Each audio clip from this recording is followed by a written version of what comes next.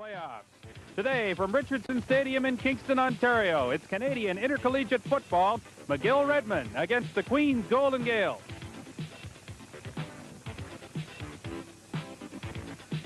A warm welcome to you on a beautiful fall afternoon from George Richardson Stadium here in Kingston, Ontario. I'm Peter Watts, along with John Wells and Tuffy Knight, looking forward to a great football game between two teams, John, that have met a lot of times over the years. Well, it goes back to 1898 between Queens and McGill, and this is meeting number 150. Queens has a slight edge going back all those years. This is even before Tuffy Knight started coaching football, but it was 82 to 62, Queens leading this series with McGill. And on the year, Queens a rather devastating victory over McGill, so I suppose with home field and everything, Queens has to be favored. But it's going to be a great football afternoon and absolutely perfect weather conditions for it. Now, we were talking about that great football game. It was 59 to 30 for Queens on the 22nd of September in Montreal, and the wishbone offense was working pretty well for the Gaels. Well, the runners had a great afternoon. Greg Bond leading the way, and of course, that's the way that the Queens Golden Gaels are going to try and win this football game this afternoon. They are a running football team. They run the option very well with quarterback Peter Harrison, who is the all-star quarterback in this division of Canadian college football. But he goes up against a young man by the name of Jamie Crawford, who is the best passer in the Ontario-Quebec Conference. So I think we've got, at least arguably so, the two best quarterbacks in Canadian college football, at least in this part of the country for right now, meeting here today. Okay, well, there's no reason to think we won't see lots of offense on the basis of what happened between these two teams back in September and on the basis of the statistics that they've developed over the season. Tuffy Knight, let's bring you in now for a comment on one of your favorite offenses, the wishbone. Well, I think it's an outstanding offense, and I think it's the best running offense in football today, and it's very difficult to stop because you cannot prepare for it. I used to say anything that the defense does is wrong, and you do the opposite, which makes you right, so that usually puts you in a winner's circle. It's no wonder you love this particular formation. I love it. I think it's an outstanding, like I said, outstanding offensive formation. All right, now we had a chance to see this offense a few weeks ago in Ottawa against the GGs, and it worked very, very well on that occasion. Mr. Harrison runs it very well. Well, I think this is the thing. I think it depends on your quarterback, whether it's a success or not, and Peter Harrison just does an outstanding job. It takes a lot of mental preparation to run this offense, and he does it extremely well. And when he does it, you have a lot of backs can carry the ball, and you control the offense, you control the tempo of the game, and the other team doesn't have the ball. If the other team doesn't have the football, they can't score. Okay, Tuffy, this is just one of the games on this particular weekend in Canadian Intercollegiate Football. We're getting into the playoffs now in all of the conferences with the exception of the West, which is wrapping up its regular season of play this weekend. Let's go to the top 10 standings first of all. We have the McMaster Marauders, unbeaten all season long, playing great football up in Hamilton. They are at home this weekend at the University of Guelph. And Tuffy, that's a game I would think McMaster should be heavily favored to win, although last week Guelph turned the ball over 9 times and still came within 10 points. Well, I think that McMaster's is too strong for Guelph right now, and they've got a seasoned team, and it's going. I think I would be extremely surprised if McMaster doesn't beat them, and probably beat them fairly good. Okay. The other two teams in the top 3 are Calgary and Alberta. Calgary has defeated the University of Manitoba in its final game of the season, while the Alberta Golden Bears are at home to Saskatchewan in their final game. If Alberta can win that game being played in Edmonton this weekend, Alberta will get home field for the playoff game between Alberta and Calgary, which is next week. How do you analyze that match? Well, I think that'll be a real tough game. Those are both outstanding football teams, and I think they're evenly matched. I would give the nod to Alberta because they're playing at home, and I was talking to the coach of Alberta this week, and he said it was minus 15 Celsius, so there was about 6 inches of snow on the ground, and it's on grass, so this has to hurt Calgary a little bit. Now Alberta's used to playing on that kind of stuff up there on their field, their home field, so I think Alberta will win that game next week. Okay. Now, very quickly, we have two other games this weekend, York at Western in the OUAA and Mount Allison against Acadia down in the Atlantic Conference to pick the winner there. Well, I think Western is playing at home with their crowd, and they're tough to beat down there. They've come on very strong. York just played them last week, but when York does not have that playoff experience behind him. Western does have the playoff experience. Their kids have been in the playoff probably a number of times, and they're playing at home, so I would give that nod to Western. I think they're just too strong for York right now in Western. How about the Atlantic Conference quickly? Well, Atlantic Conference, I think Acadia is probably the cream of the crop out there, and they will win that, I think, fairly easy. Okay, Tuffy, thank you for that. To both coaches coming up as our pregame show continues in just a moment.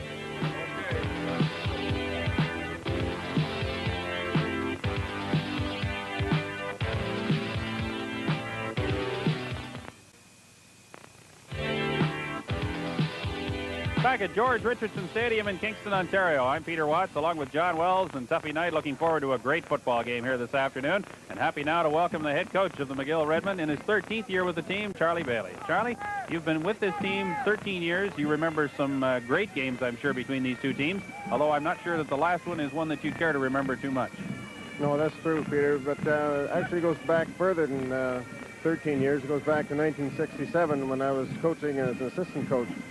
And there are some memorable occasions playing against Queens over those 15 or 16 years. I remember a quarterback, and I'm not sure if he was before 1967, but Tom Skypeck and Cal Connor used to hook up in some great battles in old George Richardson Stadium, and a lot of older fans across the country today probably remember that matchup very well. I remember them. I didn't see very much because I was playing at that time, but I do know that there were some great rivalries in those days. Okay, let's talk a little bit about your football team this year. It has been a little bit of an up-and-down kind of season for you, and yet you're in the playoffs, and that's the important thing. What has been the storyline on the McGill Redmen '84 season? Well, we're pleased with our season to date. We believe that we were going to start off slowly, but we started off fairly quickly, and then we dipped a little bit, took a couple of defeats, but I think that in the last couple of weeks we've improved. Even though we lost 2 weeks ago against Bishops, we did show some great improvement. And then last week we beat them quite handily. And now I think that team is peaking. It's reached its potential, and we're ready today. You talk about that victory over Bishops last week. They're ranked 4th or 5th, arguably, in the country, and yet you shut them out 22-0. How did that happen?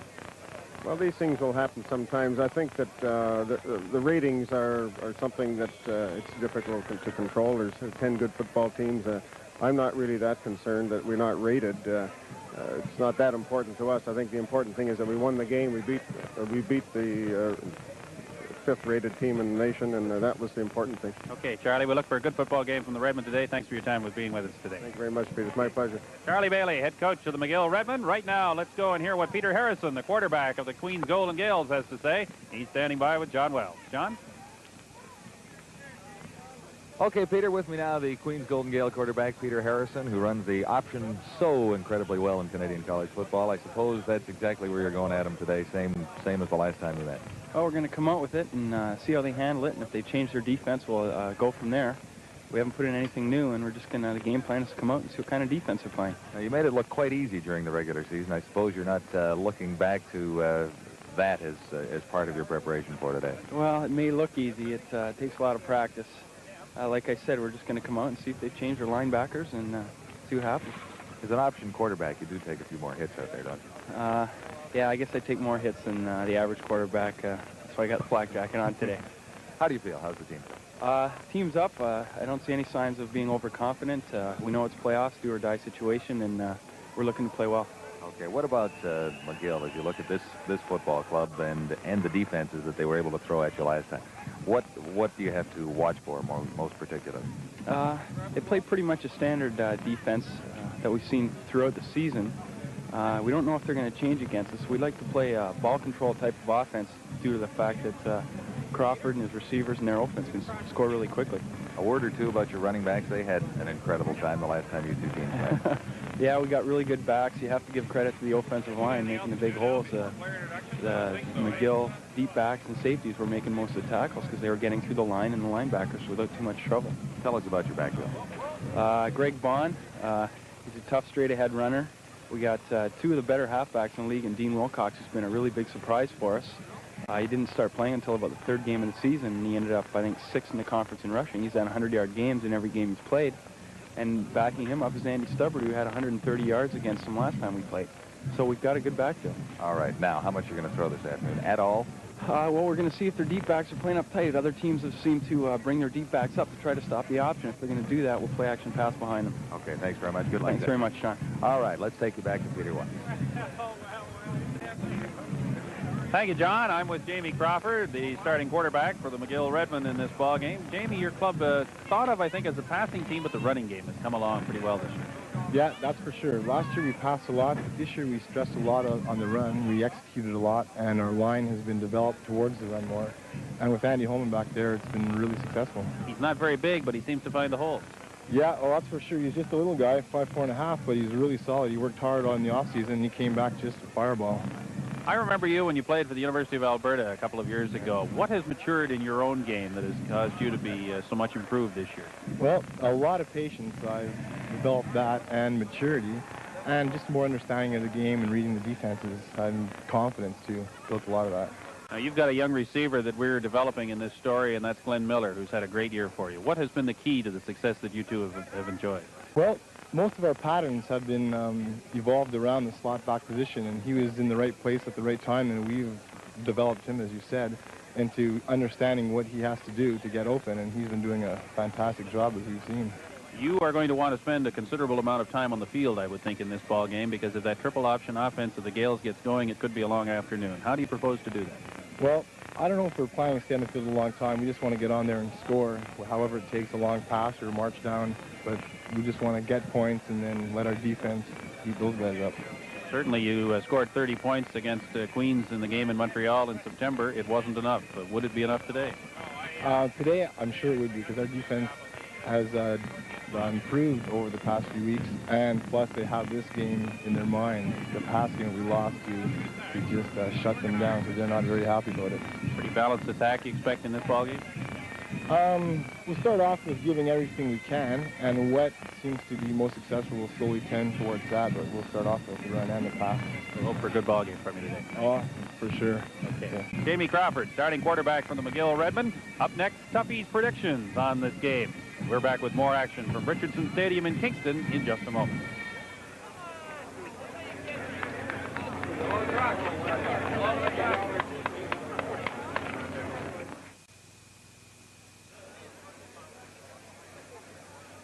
Beautiful day for a football game. Looking forward to a great matchup between the Redmen and the Queens Golden Gaels. On the line, a playoff berth in the O-QIFC final. The Gaels are on the field. I think the Redmen are just making their way out right now. And while we have a moment before we get to the introduction of the starting lineups, let me tell you who the officials will be today. The referee is Neil Thompson. The back umpire is Bob Rudick. Field judge will be Bob Gordon. Line umpire is Wayne Norris.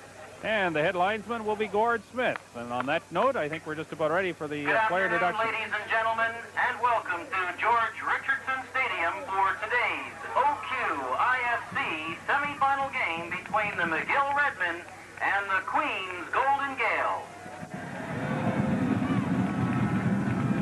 We also welcome TSN, the All Sports Network, to today's contest. The referee for this afternoon's ball game, number 11, Neil Thompson. The line umpire, number 44, Wayne Norris. The back umpire, number 27, Bill Ruddick. The head linesman, number 20, Gord Smith. And the field judge, number 2, Bob Gordon. Ladies and gentlemen, it's my pleasure to introduce to you the starting offensive unit for the visiting McGill Redmen. This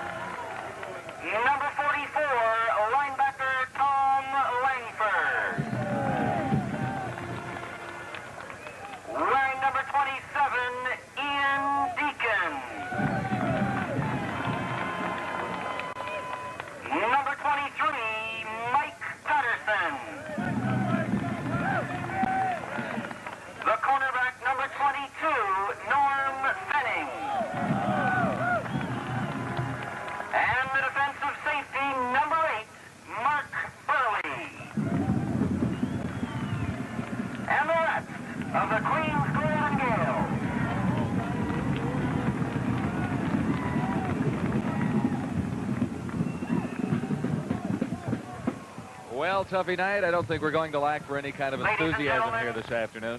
No, I think there's a very, very good football atmosphere right here this afternoon. And we're looking for a big game.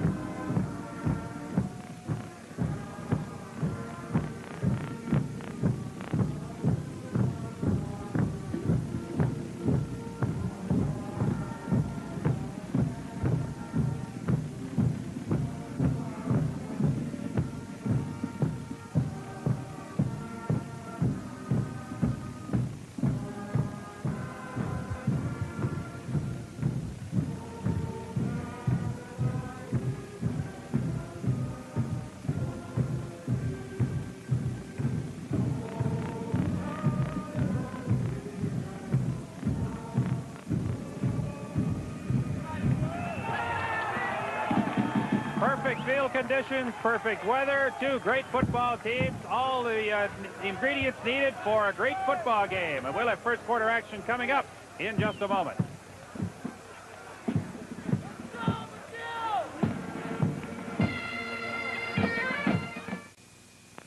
Kickoff. Not a cloud anywhere over eastern Ontario. Slight breeze out of the south. It'll be in the favor of the McGill Redman in the first quarter. And it's a perfect day for a great football game with a playoff spot in the O-QIFC final on the line. McGill Redman and the Queens Golden Gaels. And for first quarter action, let's get upstairs and join John Wells and Tuffy Knight. Gentlemen. All right, Peter, Jamie McKinnon and John Larson are deep for the Queens University Golden Gaels for the kickoff from Glenn Miller. And as you say, a beautiful afternoon for football. Tuffy, it's November the 2nd today, and can you believe this weather? That sunshine out there. It's almost golf weather, really, you know. Looking back to when we began back in Calgary, we had snow, and that was back in September. So this is pretty nice afternoon. Glenn Miller to get it underway for the McGill University Redman under head coach Charlie Bailey.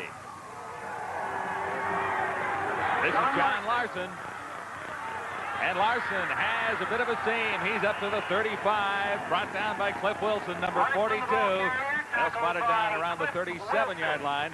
So that's excellent field position for Peter Harrison and the Queens University Golden Gaels to begin offensively. With Harrison in the backfield, it's Greg Vaughn and Dean Wilcox, the running backs. John Larson and Scott Bessessar, outside receivers. The tight ends are Steve Porter and Vince Panetta. And up front, along the offensive line, Sam Ashton, the center. The guards are Galunik and Kalkouros, and the tackles are Oakley and Shad. It's first down and 10 to go for the Golden Gaels. Come on, dude! Run in front! Harrison will throw a wobbly pass and almost intercepted. They ruled no catch. That was Denny Touchette, and it was intended for Scott Bessessar. So Touchette just about had an interception there, Tuffy. That's right. The official was right on top of her. Otherwise, I can see he was going to try to fake him out and pretend like it was a good call, no question about it. But the official had to be in the right place to make that right call. That's right. If he'd have been behind, he would have couldn't see it because watch, here's the pass there. We have a little trouble there. He looked like he trapped it here, but see right there, it bounced. The official's in perfect position to see that. Otherwise, he was looked up to see if he could give him the big fake or not. It's second down for Queens. This is Dean Wilcox. And Wilcox should have a first down. He's very close. Stopped by Vince Gagne. We told you that the Golden Gaels were not going to pass very often this afternoon. Well, and they passed on first down, first play. Well, I think they did it. Watch it. Here's a trap. 54 for Queens did the trapping there. Kicks out. It's a counter trap. Outstanding play. Oakley trap. That's a tackle trap here, which is Queens likes to run that. All right, it's first down for the Golden Gaels. This is Greg Vaughn. Vaughn has substantial yardage, finally forced out by Denny Touchette. A 32-yard pickup for Greg Vaughn. Okay, John, that's the triple option right there. Harrison did an outstanding job of reading it. Here we are. Going to see it back here. See, steps back. He keys the man for tackle for McGill goes outside. He leaves the ball in the fullback of on. That's your first option, the triple option. And McGill is going to have to defense a little better than that as they'll be in for a long afternoon. That's an outstanding read. He reads that defensive tackle. Queens Golden Gaels with a first down inside the 30-yard line at the 29. This time it's John Larson. And Larson does not find the yardage that Bond found on the previous play. Give him a couple before the stop was made by Philip Seacott, number 50 for the McGill Redman. Well, that's just a power play. They just try to come in there and knock you down and run over top you on that. And I'm not sure Queens is able to do that, even though as big as they are. They may have a little trouble overpowering McGill. So that's what they try to do that time. It's a good power play call. 2nd and 9. Harrison may throw. He does. And has his man inside the 15-yard line. Far side of the field, that's Scott Bessessar, and he was forced out by Robin Belanger. All right, here we are, and if quarterback reverses out, just similar to the power play they just ran, faked the counter trap from the back. Now he does a good job here, getting his shoulder squared up, see? Got his shoulder squared up there to the parallel to the line of scrimmage and delivered the ball extremely well. That's a good play because they've run the ball on that counter trap a while ago, and McGill was looking for that, and they left the receiver wide open. First down from the 12-yard line. And Greg Bond, the ball carrier once more. Joe Chenze, number 60, made the tackle. Now give Bond a gain of 8 yards. It'll be 2nd down and 2. They're on the 4-yard line, and what they've got McGill now concerned because they're running the ball on them. The backs are concerned about the run. While they go, they come back with a pass. And this time, then they start thinking pass, and they come back and run the football. So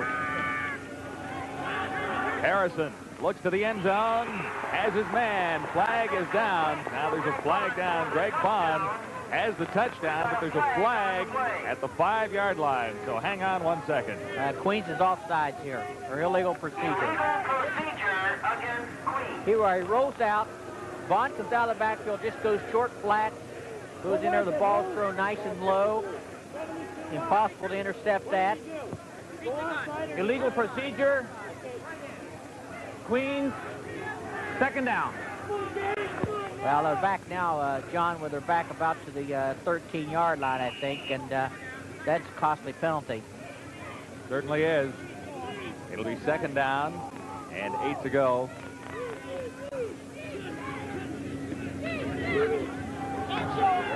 Here's a touchdown. Here we go. John Larson, number 19.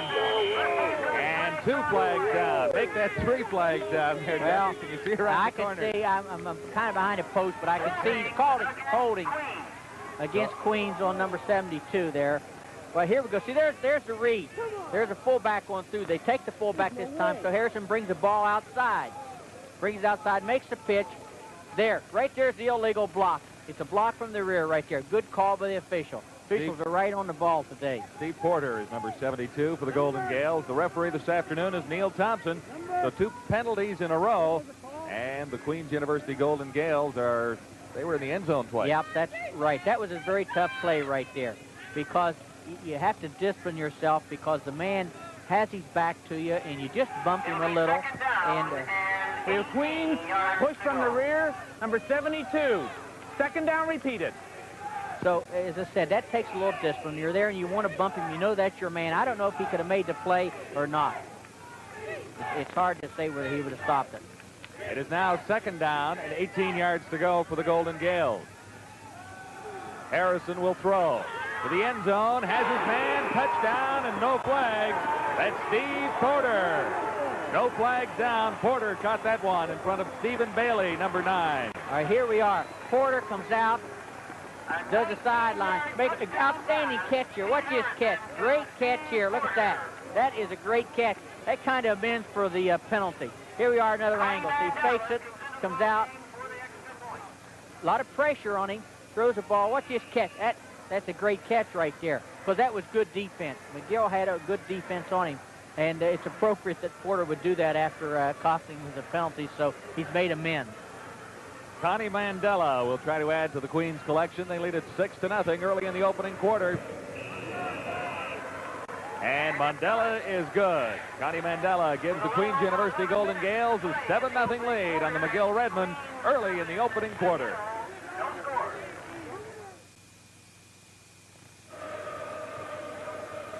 Happy times at Queens University as the Golden Gaels took their first possession offensively all the way up the field and scored the touchdown to move out in front of the McGill Redmen 7-0.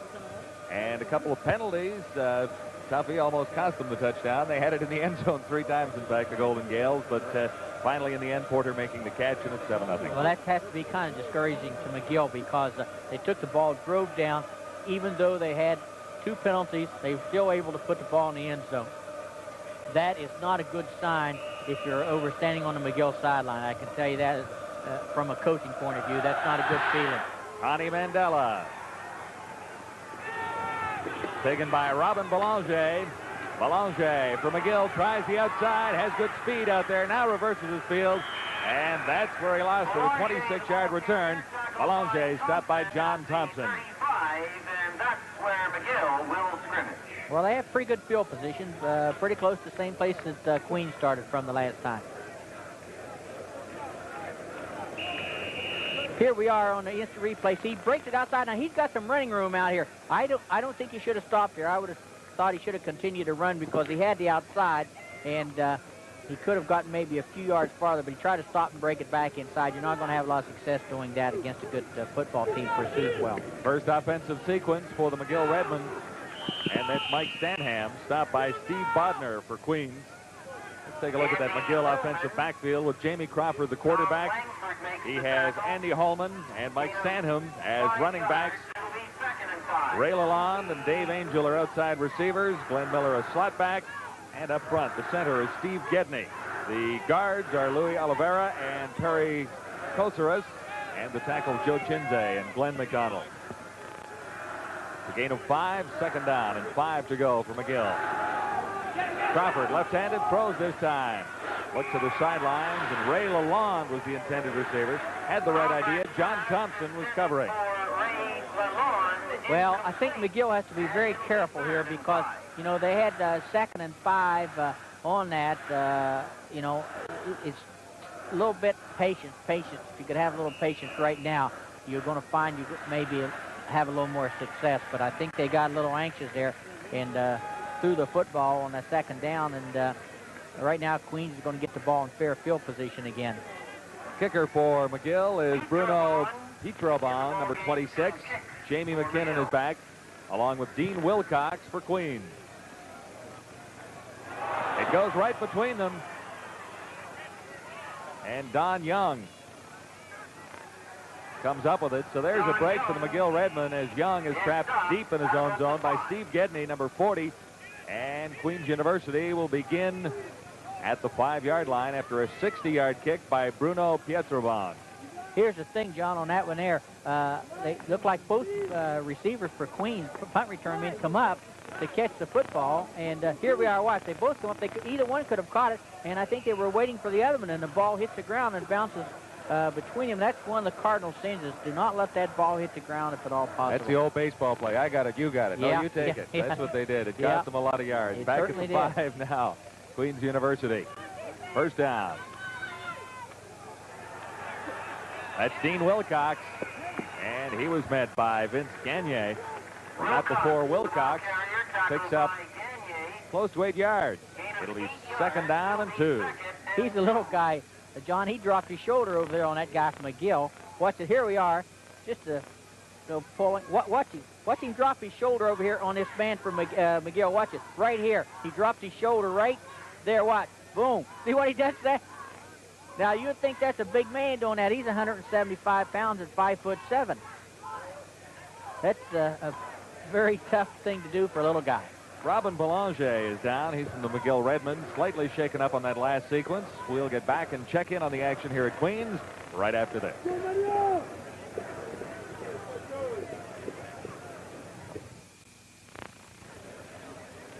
John Wells along with Tuffy Knight and Peter Watts along the sidelines. Peter, lovely afternoon to be watching a game down there. Very nice afternoon indeed. Not very much of a breeze. In fact, it's dropped just a little bit, and the breeze favors the Redmen in this first quarter. So far, I've been impressed with the fact that Queens has shown an indication that they're prepared to throw the football, perhaps a little bit more than we expected, although certainly the ground game is what we expect to see predominantly from the Queens offense today. All right, it's Queens second down, 2 yards to go at the 15-yard line. That's Greg Bond, and Bond should have the first down. Caught in the grass for Joe Chesney, number 60 for the McGill Redmen. Tackled by Joe Zenzi. And there you see Peter Harrison, the outstanding quarterback of the Queens University Golden Gaels. We saw him a couple of weeks ago, Tuffy. He runs the option so incredibly well. He's the all-star quarterback in this conference, and not a great passer. Well, he's not the greatest passer. He throws it well enough to get the job done, but his strong suit is reading the option and running the offense. First down, and that's Dean Wilcox. And Wilcox comes up with maybe 5 yards. Bobby Taylor, 27, led the McGill tacklers that time. Wilcox, that was that counter trap there, and Wilcox is so daggone small back there that you don't pick him up right away. The defensive linemen and linebackers, watch here, we go right there. You don't see him in there when there's that pile. Those guys are all 6'3", 6'4", and you don't see him, and he sneaks through that hole before those linebackers are able to pick him up. It's second down and 2, a fumble in there, and who's got it? Difficult to see. I think McGill may have that. Might have it. They've come up with the first turnover of the ball game. McGill University Redmond. Greg Bond lost the football. And Donald Burns, number 75, is the man of the moment for the Redmen. There you see him, 75, Don Burns. Well, this is the thing. It's the option play here. Watch. See if Peter gets it in there. Right there. Looked like he did good exchange. That's the option play. That's one of the things on the option that you work on an awful lot is that putting the ball in a quarterback's stomach or a fullback's stomach, the quarterback does, and whether or not he takes it or you take it out or leave it. All right, McGill with a first down inside the Queens 35-yard line. Crawford back to throw, lifts one long, and couldn't bring it in that time. Number 22, Dave Angel. He waited for it for a moment. Norm Fenning, another number 22, was covering. When it hung up a little bit. Well, it was underthrown. The pass was underthrown, and he had to stop and wait for it. If he could have let him a little further, I thought the pass was thrown where he should have been, close to the sideline. But he underthrew it, and he had to stand and come back for it. Watch, he's got the man beat if he throws out. See, he has to stop and wait for it, and that's why it was incomplete. Second and 10 now. Queens is Flags offside. are down. Yeah. Crawford has a free one, and a completion to Glenn Miller. Tackled by Russ Clitheroe. A 19-yard catch, if it counts. Tuffy, you say Queens offside, Dave? I think Queens is offside, right. Here he comes. This is a great job of running out, throwing the ball on the run. There's a good catch. He jumps up there. I can see that Miller. He's a receiver. You throw that ball in his area. Watch, here we are. You throw the ball in his area. Watch him. He goes after it. This is what a good receiver does. He's going to go up and get the ball. This is a free play for him anyway, and it's good that they continue to carry out their assignments and have a success, because it's an 18-yard game rather than a 5-yard game. It was offside. Queens refused by McGill, and they have a first down. The Redmen do at the 15-yard line. This is Andy Holman, number 23. Holman all the way to the 5-yard line. He'll have a first down. Now, good story on Andy Holman. He stands 5 feet 4.5 inches tall. Just a little guy. Well, you know, you got kind of, looks like two of the same back there. You got Wilcox for Queens, who's 5'7", and you got Holman here. Watch it. When those linemen get out there in front of you, you can't find him. That's a good block there, right there. So, and he cuts it back real nice there. See? Plus, these little guys are able to break tackles. I'm impressed with that. He'd be a guy you'd like to have coached. You could look him right in the eye. Oh, look him right in the eye, right. It is a first down, and goal to go for McGill. And tough running for Mike Sandham, 33. But he has a couple of yards. Oliveri, number 32. Frank Oliveri. It's going to get tough down there now, John. It's second down on a 4-yard line, and Queens pretty good size, that defensive line, so You know, it's called nut-cracking time now. You know, if you're going to stick it in there on a run, you're going to have to get down there and get after some people. They picked up less than a yard, the Redmen. It'll be 2nd and goal to go from just inside the 5. And they whistle it down. Too long getting the ball into play. Too much time. That is, I thought there looked like a little confusion. That is a costly penalty. You're down on the 4-yard line. Now you're back to the 9. That is a costly penalty. McGill. But I thought McGill looked like they were a little confused. The team was out there and they were pointing at people, and I don't know where they were calling out their blocking assignments or what, but this may give them a good opportunity to throw the ball to Miller. There he is, wide open, wide open. Crawford has to get to him, though. Looks to the end zone. Miller's open. Touchdown. Something you called the play before it happened. I don't see any flags down. So Glenn Miller has the first touchdown for the McGill Redmen. And they're within a point of Queens. There's some confusion on McGill's part. They put a lot of pressure on the quarterback, but they don't have enough in back in the secondary to cover. Watch it. He goes up and catches the ball in his hand. A good receiver will not try to catch a ball in his chest. Here we are again from another angle. He sprints out. They got some pressure on him, but Crawford is able to deliver the ball. You know, watch it, up and catches the ball. See, high in the air and catches the ball in his hand. That's a good receiver. I told you, I could tell this guy is he's a natural receiver. That like you throw the ball in his area and he goes after it and he's hungry for it. Glenn Miller has another point to add to the touchdown, so Miller has accounted for all the points for the McGill Redmen, who are now even with the Queens University Golden Gaels, still in the first quarter of this semifinal.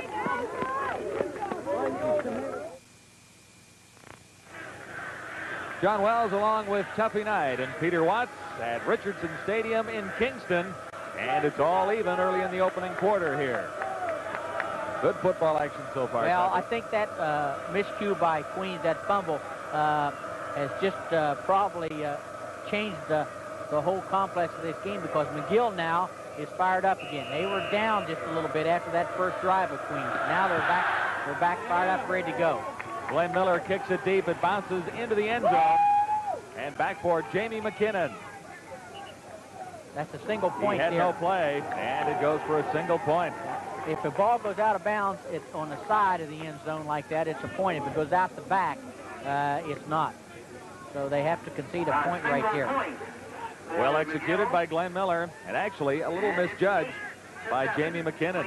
Yeah, I think Queens twice now, their punt return and kickoff return team has not been very sharp. They've cost them and they've hurt them just a little bit.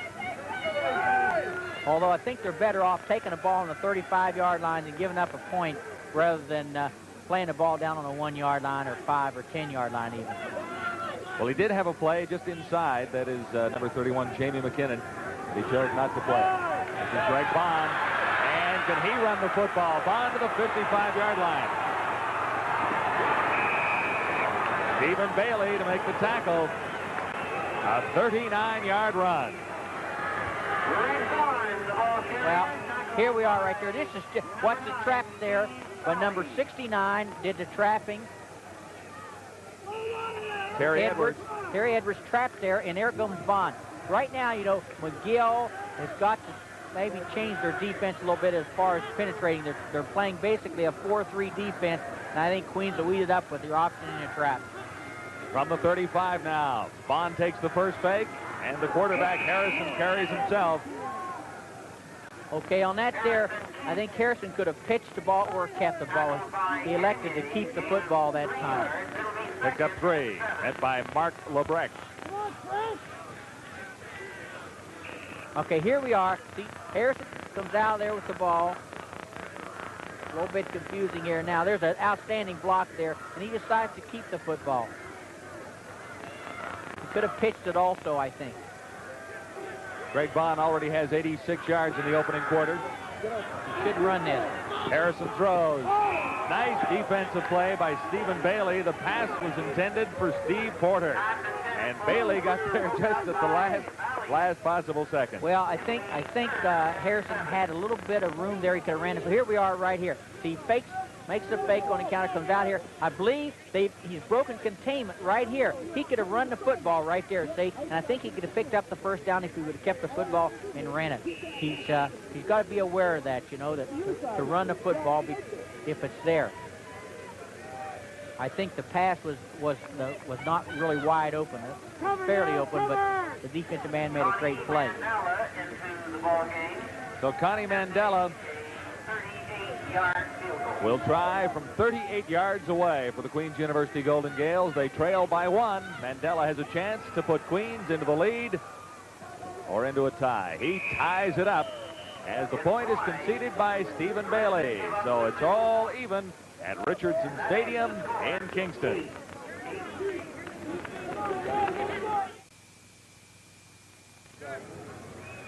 What a great afternoon for football. We're in Kingston, Ontario, the hometown of Peter Watts. Did you know that, Tuffy? Yeah, there's a big plaque down here. A taxi driver told me today, big plaque down there in the Civic Park or something. City Park says home of Peter Watts down there. I haven't seen it, but the taxi driver told me it was there. It's on an old oak tree. A very old oak tree. There's no yellow ribbon around it, though. This is first down, McGill. And no running room that time for Andy Holman, number 23. He was met right at the line of scrimmage by George Jackson.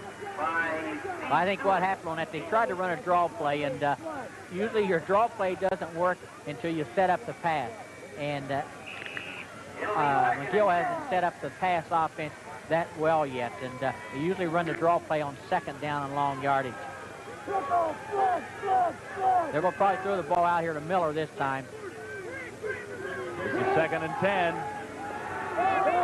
And you're absolutely right. Miller runs right underneath it. And at the 45-yard line, he was met by Mark Burley after a gain of 41 yards. 31 yards, correct that. Okay, here we are. Miller, he steps in if we can see it. We didn't get a chance to. He made an excellent move inside, then broke it back to the outside. Watch this here after he catches it right there. He's a tough kid. He's going to punish you a little bit. Here we are right now from another angle. He comes out here, catches the ball. It's a well-thrown ball, too. It's over his outside shoulder. You don't get those intercepted. And what? Then he punishes you a little bit. I kind of like that. First down. McGill at the 45. And 5 more yards to the total of Mike Stanham on that play. And Gary Keenock made the tackle. He's a conference all-star, Gary Keenock, number 50. You talked about him at the outset. Yeah, he's trying to blitz, but it's tough to blitz Crawford because he doesn't stay in that pocket. He runs around back there a lot, and it's tough to catch him back there. That's why he's so effective. It's 2nd down. A little better than 5 to go for McGill. The ball just outside the 40-yard line of Queens. Crawford will throw. Has a man wide open. That's Ray Lalonde, and Lalonde down to the 15-yard line. A 25-yard pickup. Lalonde brought down by John Thompson, number 10. Here we are. It's an excellent throw. He's looking at Miller, but Queens does a good job holding Miller up on the line scrimmage. He delivers that ball right in there. Excellent throw and excellent catch right there, right in the seam. That was an excellent throw there by Crawford. He delivered that ball extremely well. Here we are again, another angle. Throws in there, right in there between 2 guys from Queens. It's a well-thrown football there. Crawford's able to deliver the ball fairly well. He's a strong arm. First down, McGill at the Queens University 15-yard line. Crawford may take the option himself. Now looks to the end zone. He waited too long. Crawford had some running room to the outside, but he was brought down by Steve Bodner. That moment of hesitation cost him a couple of yards. That's right. I think he could have ran the football there. Not necessarily for a first down. No, he would have got 4 or 5 yards. He had 2 options there, actually. He could have either ran that football or he could have thrown the thing out of bounds, you know, either one. And if he's thrown out of bounds, it's 2nd and 10. Now it's 2nd and about 13. So that's tough to teach a quarterback. If you can really discipline the quarterback and get into it when it's not open, to go ahead and throw it out of bounds rather than the interceptor taking a loss, you're much better off. Crawford lost 4. This is 2nd and 14. And he's straight back this time. Time to throw. Crawford has a man at the 1-yard line. Right there was Miles Druckman, number 70. Ian Deacon made the tackle and saved the touchdown. No flags are down. Well, here we are again. Straight drop back it's underthrown a little bit. The receiver adjusted this. Watch it. The ball, Crawford throws the ball from his back foot, see, and he doesn't get a lot on it. Watch the receiver come back here. See, comes back and makes a play. That's a good job on the receiver's part there, adjusting the ball, because Crawford, here we are. Watch Crawford throw the ball off of his back foot. This is why he doesn't get much on. See, the weight is on his back foot, so it's all arm. He doesn't get any leg in it all. It's all arm, and it's tough to throw the ball and get a lot on it that way. Touchdown for Jamie Crawford from the 1-yard line. So McGill takes the lead once more. Queens University scored the first touchdown. McGill came back to tie it up, and McGill has now moved in front. And a very impressive march engineered by Jamie Crawford, number 7, mostly through the air. Well, I think you got the two offenses on the opposite ends of the scale. You got one team that's going to throw the football and have success and limited on the run. The other team, Queens, is going to run the football and have limited success on the pass, although Queens has had the pass well enough to be, keep you off balance. Glenn Miller tries for the extra, and he has the convert. So McGill University Redman lead by 7 points. And it's been very entertaining in the opening quarter. We're down to the final seconds of the first quarter, with McGill out in front 15-8. Well, I can see right now both teams offensively are going to move the football. I think Queens' game plan right now has to be to control the football. Do not give the ball to McGill, because McGill has the ability to move it through the air and have success. So the best part that Queens can do is get the football, run the football, and be patient and try to eat up the clock. Peter? Well, I'm a little surprised that McGill has had as much success as it has attacking the right side of the Queens defense. 2 big passing plays, one for 45 yards to Miller and one for about 18 yards that got that first down on the 1. And they both went to the right side of the Queens defense. So I would think John Thompson will be going back over the depth chart and looking to see if he can't patch up what appears to be a big hole on that part of the Queens defensive unit. Well, on the first touchdown to Miller, that was just Miller they were in a wrong defense. They didn't have the coverage back there. We were in short yardage situation. This is Jamie McKinnon on the receiving end of the kickoff from Glenn Miller. And McKinnon finds the going tough near the 22-yard line. A 14-yard return stopped by Cliff Wilson and Frank Oliveri. This is not ideal field position right now for him, John. 21-yard line. You like to get that ball out past the 30-yard line if possible on that kickoff return. So this is not the greatest field position, but it's better than they had before. Actually, Queens had good field position on their first offensive thrust of the afternoon, but the last 3, they have lost substantial yardage on kickoff returns. This is Greg Bond, 35, to the outside. And he was met by Cliff Wilson, 42. And that's the end of quarter number 1, with the visiting McGill Redman in front of the Queens University Golden Gaels, 15-8. Great football action on TSN. Well, Tuffy, we're short one sign. Members of the Queens band have it. Well, that's Captain TSN now, see? Captain TSN, he'll probably lead the band tonight later on, about 11 or 12 o'clock tonight. That sign may end up in one of Kingston's finer watering holes this evening. I wouldn't be surprised. First down for Queens University. And in trouble that time, Peter Harrison. Francois Chauvin was there for McGill, so the Redmen are fired up right now. No question about that. Joe Chinze also in on the tackle. Well, they have the momentum, right now. And as I said, I would try to keep the ball out of the hands of McGill right now. They run that ball, they pass that ball, run that offense, pass the football, move it down the field too well right now. I don't want them to have the ball as far as time possession. I like to keep it for about 14 minutes out of this quarter if I was Coach Doug Hargraves, and let them have it for a minute. So that brings on Connie Mandela for the Golden Gaels. Mandela right near his own goal line to kick it away on 3rd down. He's number 6. Well, right now, McGill's going to get the ball in probably their best field position. Near the 50. That's Robin Belanger. And he didn't have much running room at all. Belanger stopped by Greg Bond, 35. That's just excellent punt coverage there. You know, he caught the ball right there. I don't think he picked up a yard on the play. That's just outstanding punt coverage there.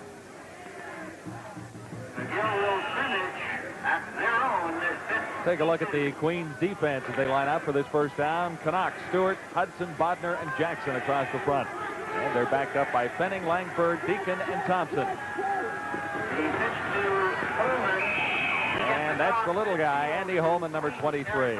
Met by Jeff Kyle, 21 for Queens. He took a couple pretty good hits in there, and they just bounced off of him, you know. Here we are here. Watch this. It's just a power pitch. He pitches it out. Now watch. As he breaks, he cuts back very nice here. Watch it. That breaks the tackle there. Let's see that hit right there. That's a pretty good hit. And look it. He ends up dragging a man for another yard. He did an outstanding job there. Just the second, third effort, really. This is 2nd and 5 for McGill. Jamie Crawford is back. Fired it just short.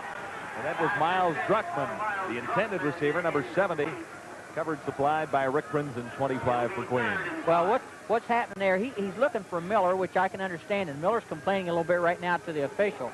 But Queens is holding Miller up right to the line of scrimmage and not letting him get out of the backfield at all. So that's his ploy of Queens in order to stop McGill, is to try to hold Miller up at the line of scrimmage, bump him, and probably have a little double coverage on him at times, but bump him and hold him up, not let him even get started into his pattern. Bruno Pietrobon will kick it away from McGill on 3rd down. He steps across the 45. Low kick. That's Jamie McKinnon. And not much room for McKinnon that time after a 37-yard punt by Pietrobon. And the tacklers led by Steve Niles, 43 for McGill.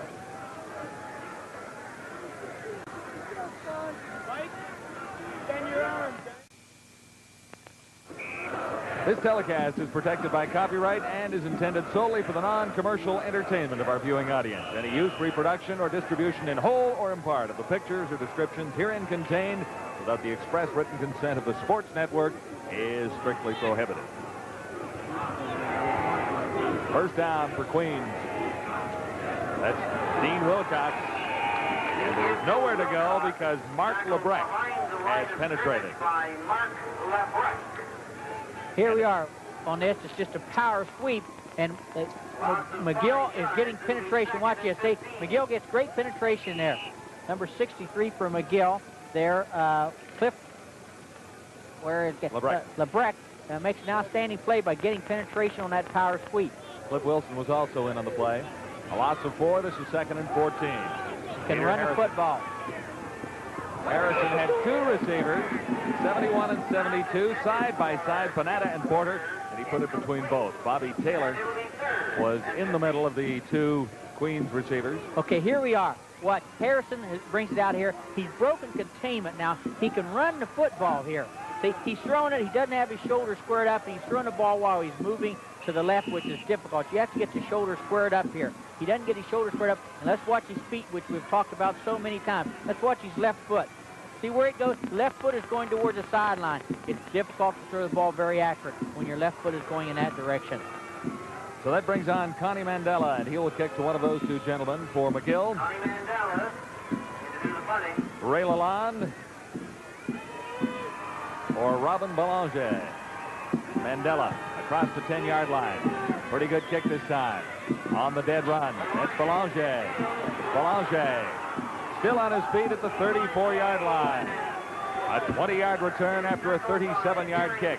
Gary Kynock made the tackle. I think he just did an excellent job. He catches a ball on a dead run, watch. Even though that's almost a clip right there.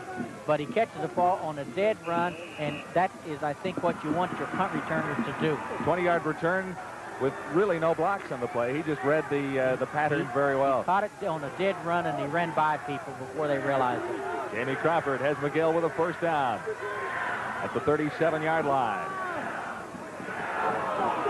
And a little hole now for Sanham as Sanham finds the sideline. Mark Burley, number 8, to make the tackle. He's the Queen's safety. Queens had him stopped there, but he broke some tackles. Here we are. This is just straight ahead blocking. Watch. He comes in there. What? Right there, he breaks a tackle. Breaks another tackle there. He breaks another one right there. See, he breaks 3 tackles in the play. He did that all on his own. There was not a lot of blocking there. He just actually ran through some tackling of Queens, and the tackling was not very good right there by Queens. First down, McGill at the Queens 20. Crawford with time. Fired behind his receiver that time. John Thompson covering on the play, and Bruno Pietrobaum was the intended receiver. That was a good job there. They just isolated, put Thompson out there on that man by himself. That's tough to cover, but he did a good job of covering there on that play. It'll be 2nd and 10. McGill. They're going to try to throw it to Miller this time. He's about due to catch one. Miller's been covered very well last couple of plays. See if he gets open here. It wasn't to Miller, but it was a catch for Ray Lalonde. Ian Deacon. It's either going to be 3rd down and about a foot, or it's going to be, I think it is. Well, I know that the spotting is a little short on that. It's going to be 3rd and a good yard. Well, what do you do here, Coach? You've got the lead by 7. Well, you know, no better than they run the football. They might be better off kicking a field goal. I think they're sending in some hogs here right now. And Miller is coming out. So that means they're going to go for it.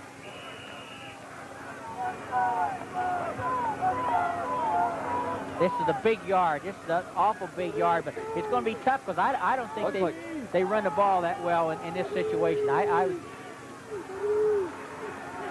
3rd and a long yard to go. Holman has the football and has the first down. Met by Rick Prinzen.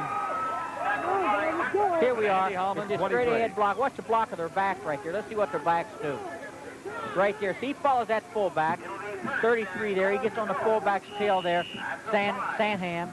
And they got right on his tail. I think that's Mike Sanham. They got right on his tail and just stayed with him. Followed him right through the hole. It'll be first down, goal to go. McGill Redman now at the Queens 5-yard line. Pressure on the Queens defense right now. McGill called timeout there. They're a little bit confused, and I think you should have. Well, I think it's a good time. Yep. Good time for a timeout. The score, 15-8, McGill in front of Queens. We're in the 2nd quarter in Kingston.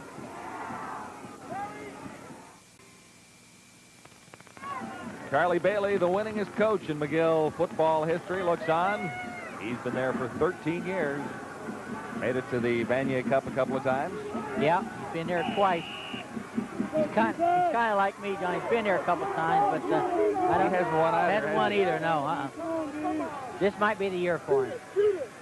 First and goal to go from the 5-yard line for McGill. And Holman just back to the line of scrimmage, really. Andy Holman.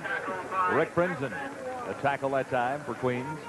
Queens on the season a 5-2 record. McGill 3rd in the conference at 4-3. They got good penetration that time, Queens did, on their defense. And they were playing about a yard deep in McGill's backfield all the way across the line that time. I guess they're going to run it again because they got the big men in there. 2nd and goal to go. McGill from the 5. Crawford hangs on himself, throws to the end zone. Now they say touchdown to Miles Druckman. He lost the football, but I guess it was in the end zone. So it is a touchdown for McGill. Norm Fenning covering on the play. See, they did exactly what I said. I said they're going to run the football. Here they are, because they got the big guys in there to block, and they end up throwing the ball. It's touchdown because he catches the ball. He's got possession. He steps across the line right there. The ball breaks the plane. It's touchdown as soon as the ball breaks the plane. Actually, he lost the ball, too, as he made contact with the ground. Right. So. It's what even closer. That was touchdown there. Not even a close call there. So he has it. He stepped across. The ball breaks the plane. As soon as the ball breaks the plane, you can take the ball and throw it up in the stands or whatever you want to do with it. Let the air out if you want to, because once he crossed that plane, it's touchdown. Glenn Miller looks for the point after for McGill. And he has it. So, University of McGill into a surprising, I would say, or at least somewhat surprising, 2-touchdown lead. Tuffy? Well, I think that's right, because I think that the Queens started out, and sometimes that used to scare me as a coach a little bit. You start out and get that first touchdown, seemed like so easy. And I don't know what happens, but anytime we used to do that, I remember one time we scored one, first play of the game, we had a kid run 87 yards, and the kids come out of the game, oh, this is going to be fun today, and we struggled, I think, and they ended up winning by 1 or 2 points, and that scares you a little bit. There's Miles Druxman, number 70, just into the background there now. There's a good look at him, and that's his first touchdown catching in Canadian college football so far, 1984. Well, I think Queens right now has to have patience, you know, and that's the same thing I said about McGill. Have patience and don't lose your poise, but Queens helped them when they fumbled the ball on the 35. That set up the first touchdown. That's right. So now Queens, the shoe's on the other foot now, and Queens has to have patience. I think they can run the ball. They've proven that they can run the ball on McGill, but they have to have patience and try to get one more touchdown here before halftime, if at least one. And if they can do that, then they're right back in the ball game. Well, 8 minutes, 42 seconds to play till halftime, so there's lots left of this football afternoon in Kingston. And an enthusiastic crowd backing the Golden Gaels, despite the problems that they're having currently. There's another one. John Larson lost the football, then recovered it. Cliff Wilson was down to make sure that he had no running room after regaining possession of the ball. Well, that's happened now. This is the third time that's happened, you know, and I'm not trying to put the whammies or the jinx on anybody, but that has definitely hurt Queens today. 3 times that their punt return or kickoff return has hurt them. One, and the ball goes between 2 fellas, and now this one here, and you just can't have that, you know, in a championship game when 2 teams are fairly evenly matched. Those are the kind of mistakes that usually get you in deep trouble. Well, field position has really been a problem for Queens in the last 5 times they've had the football offensively. All right, the McGill University Redman out in front of Queens, 22-8, and we'll continue on TSN after this.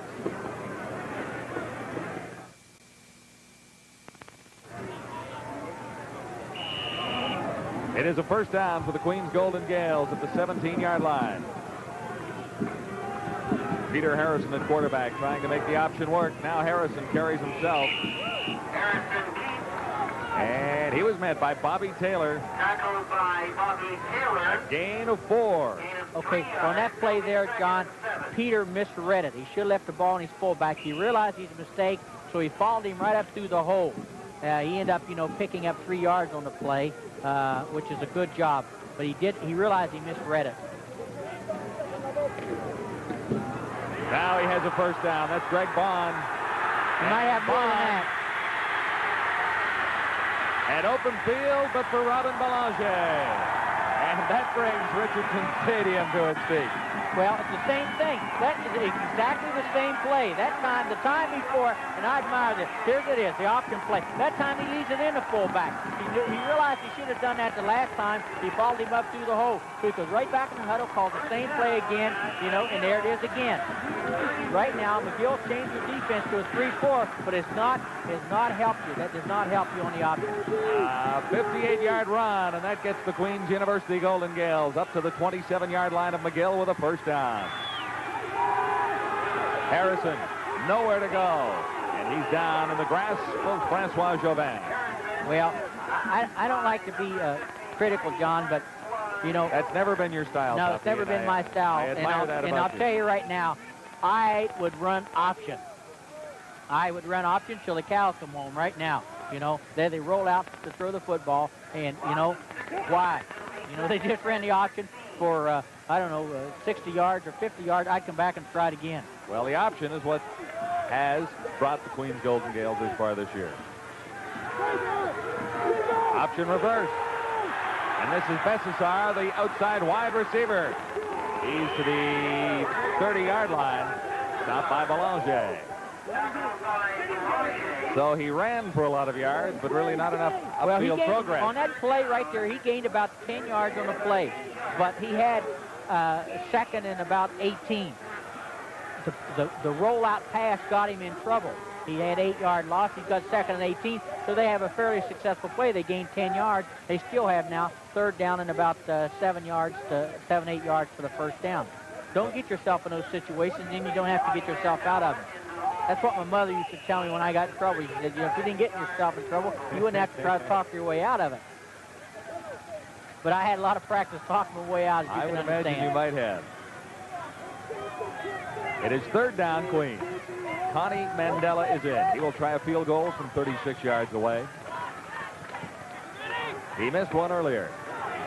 This time it's blocked. And McGill right on top of the football at the 35-yard line. That's Steve Niles, who came through to block the field goal try by Connie Mandela. So after a big run by Greg Bond, the Golden Gaels come away with no points. See, I think McGill had 3 guys that were very close to blocking that. The kicking game has not been good for Queens today. Any phase of the kicking game has not been real good for Queens today. It's got him in a little bit of trouble. It is first down for the Redmen, just inside their own 35-yard line. Jamie Crawford now in trouble. He escapes and fires. Complete to Dave Angel, 22, who was brought down by Mark Burley. Yeah. Well, sometimes when things are going right, they go... That's right. But see, Crawford reminds me of Phil Scarfone from McMaster University, the quarterback. It's tough to catch him back there. You know, you'd have to have a butterfly net back there to catch him because he runs around and scrambles around. Good typical Canadian type quarterback, CFL or Canadian CIAU quarterback, can scramble around back there. You have to be able to do that to play up here in this game, in this league. 26-yard pickup. It is first down. And they may throw off an option. Holman puts it up in the air this time. It's a free ball. John Thompson was defending. Ray Lalonde was the intended receiver. Here we are, Holman. It's a pitch out. They want to make it look like a sweep. But Holman pulls up too quick. So he pulls, as soon as he catches the ball, he pulls up. He can't see. The little man can't see there, you know. It's like a shot put over top of those big 6'5"ers. And he can't see to get to who he's throwing, so he kind of throws it up for grab. Actually, McGill is kind of lucky to come out of that with the ball not being intercepted. That's right. They're going to have to give it away here anyway pretty quick. Number 54, and illegally downfield. Well, you know, I've always said I think that option pass is a nice play, but if you're going to throw it, let's let the quarterback throw it. He practices that, you know, that little back, he doesn't practice that much. He wants to knock people down and run with the football. So let's let the quarterback throw it. But I think it's good to keep you off balance. I've never had any success with it. I guess that's why I don't like it. Well, it's always a fun play to watch, Tuffy. Yeah, it's fun. It's first down and 20 to go, McGill. Jamie Crawford in trouble, lost the football. I believe Queens have recovered. Steve Bodner has come up with a football. That may be the turnover that Queens needs to get back into this afternoon of football. Well, I think that's right, and I think you could attribute that. Actually, they were trying. He was looking for Glenn Miller. He was looking for Glenn Miller. Or watch it. He's got a little bit of time here. He's got time. He's looking for Miller. Miller's bumped and held up the line of scrimmage, and he's not able to throw the ball. So they end up sacking him, and Queens got a break right now. They can get back in the ball game right here. The first down for the Golden Gaels at the 35-yard line, and that's Greg Bond. And close to 5 yards for Bond that time. Stopped by Donald Byrne. That was the option to the left that time. He picked up a good 4 yards. You know, I keep coming at him right now because they're in 3-down territory where they can run the ball 3 times at McGill. Greg Bond has an average of 16 yards per carry so far. And he'll add to the total with that carry. Still short of the first down. It's going to be about 3rd and 1.5. Where they're, like I said, they're in 3rd-down territory. They can crank it at him right again. And they might as well. 3rd down. Well, it's maybe a long yard. Peter, have you agreed with anything that Tuffy has said this afternoon? Sorry, John, it's a little loud down on the sideline. I say, have you agreed with anything that Tuffy has said here today? Well, certainly the field position has been a problem for the Gaels, and certainly the special teams has left a lot to be desired. But right now, with a turnover in their favor, let's see what they can do on 3rd down and 2. Flags are down as Harrison hands off. And Bond, the carrier, once more. Well, he has the first down, but I don't know sure who the penalty's on. Well, they're talking McGill. McGill. Yeah, they either lined up. I think they might have lined up offside. Flag went down in a hurry, didn't Yeah. it?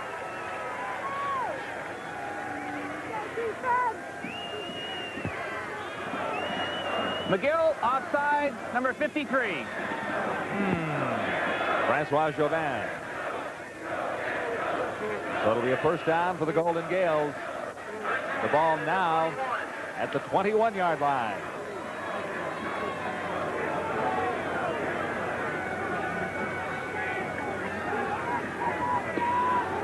Good fake by Harrison, who looks to the end zone. Touchdown! John Larson in front of Bailey and Belanger. He did a good job there that time. Got himself set and delivered that. That's as well as I've seen Harrison throw the ball that time. It was an excellent pass that time. Here we are here. Fakes a power sweep. Come outside. Gets himself. Look at his feet again. See? I'd like to see that. If we could see that again, I want you to watch that ball delivered right on the butt. If we could see that again there, you'll see his feet from a different angle here. Watch his foot, his left foot here as he throws. See, look at that toe. See, going right towards the receiver. And as I said, this ball was thrown as well as I've seen Harrison throw the ball. Right on the butt. It depends, you know, people look at where you put those feet is very important. Connie Mandela adds to the total, so the Queens University Golden Gaels get within a touchdown of McGill, and still lots of action remaining in the first half at Kingston. Well, the turnover helped him there. Certainly did.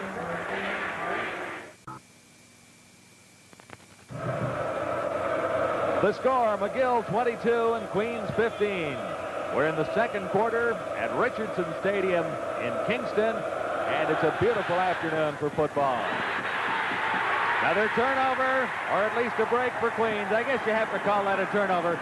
Louis Oliveira had the ball hit him at the line of scrimmage, and it was recovered by Gary Kinnock on the kickoff by Connie Mandela.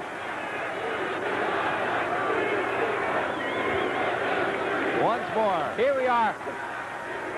It hits him. You don't see it. The ball, he turns around to go back to set up the offensive blocking. The ball hit him in the back, bounced right back to Queens. So Queens in field position again, you know. Well, the thing is, the ball had to travel 10 yards. There's no question about that. No, it didn't have to go 10 yards, John, when it hits the defender. No, but the defender is lined up there. Yeah, he's 10 yards. He's 10 yards away. Went so 10, it did go go 10 right. yards, and but it hit and bounced back right towards the guy from Queens. I think the official must have got hit over there on the sideline. I think that's the official down over there. He's being attended to by the training staff of McGill. We're not sure which one of the officials it is. It is not the referee, of course, Neil Thompson.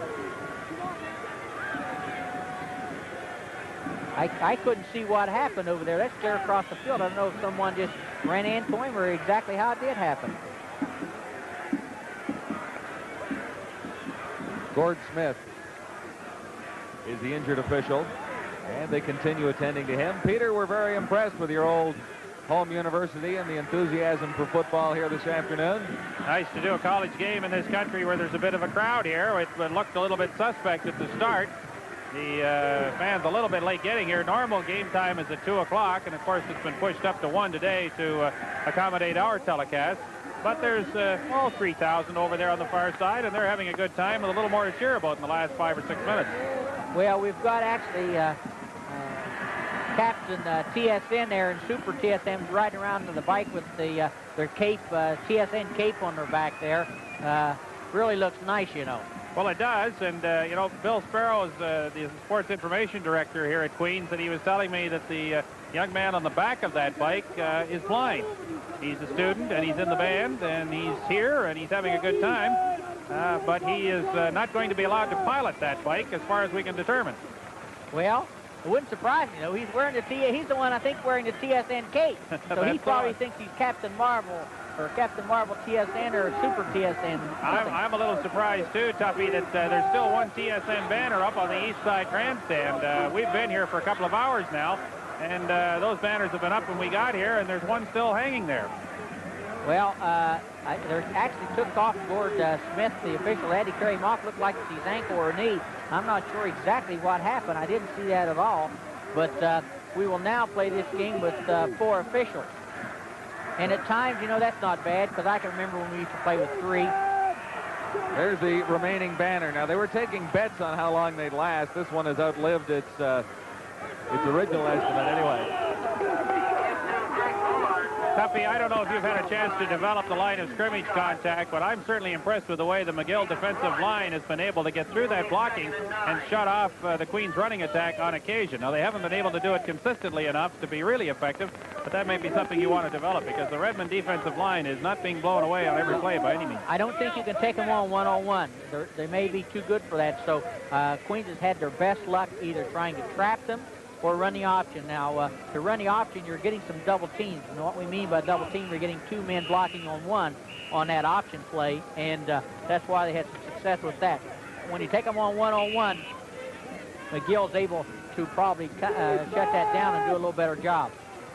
This is 2nd down and 9 for Queens now at the 45-yard line. Greg Bond took the fake, and Peter Harrison took the football.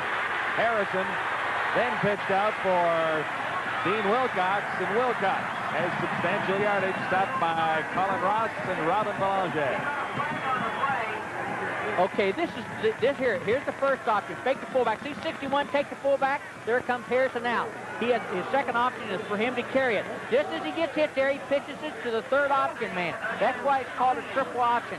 You have 3 things that you can do with the football. Give the fullback 1 option, quarterback is the 2nd option, and the trail halfback is the 3rd option. They called holding on the play, but that was a well-executed option play. And if there's anything more exciting in the game of football than that, I don't know what it is. Great fake by Greg Bond into the line there, Tuffy. That was an outstanding fake, and the key was that Harrison read it. And like I said at the beginning of the show, you read that. If the defensive man takes him, you take it out. If he doesn't take him, you leave it in. Whatever he does is wrong. Here's the situation. Queens gets a 1st down because the penalty was after, and now this is Wilcox. And Wilcox has a chance. He almost broke it away. A 30-yard pickup for Wilcox. Bobby Taylor brought him down. And Robin Belanger also in on the tackle. Here we are, 55 traps, just a trap. He kicks out there, you know, give the thing to Wilcox. He cuts back, does a great job once he gets to the open field. Breaks a tackle there, stumbles a little bit. Otherwise, if he doesn't stumble, I think it's touchdown. That's a good job there for the trap man for Mike Shadd, the offensive tackle. 1st down, Queens at the 10-yard line. 1st and goal to go. Harrison looks to the end zone. Oh, last possible second. Bessessar couldn't bring it home as Denny Touchette was covering. Touchette, a conference all-star from McGill.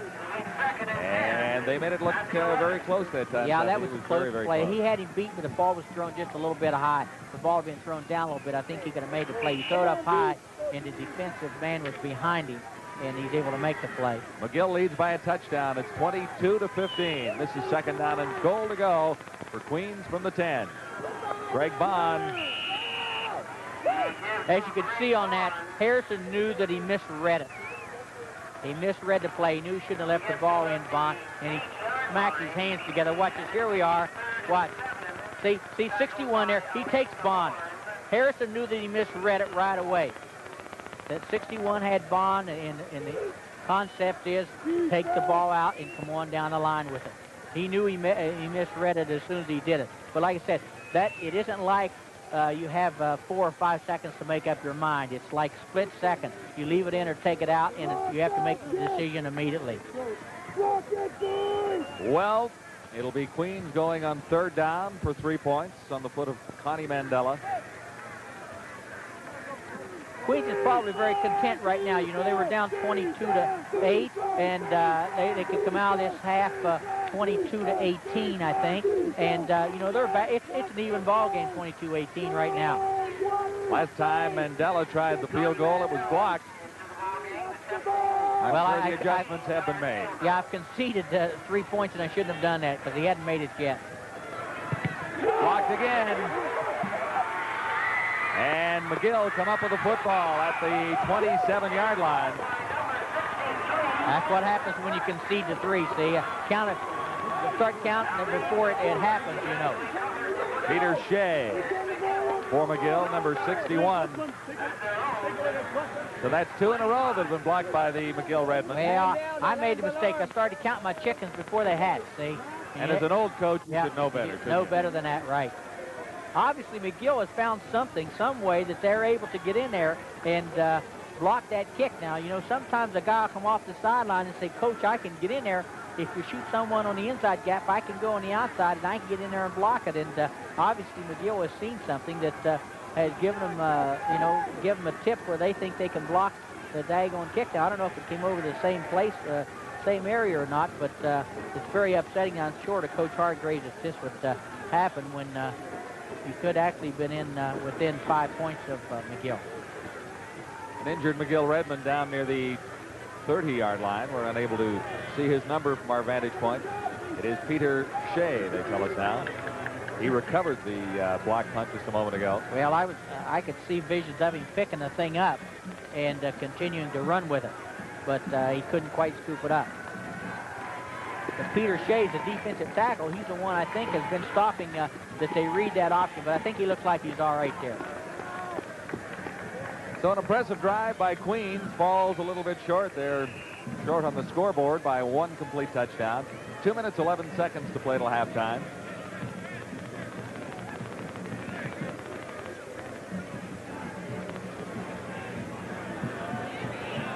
First down, McGill at the 25.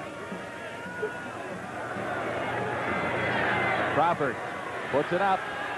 And he threw it just a little behind Glenn Miller that time.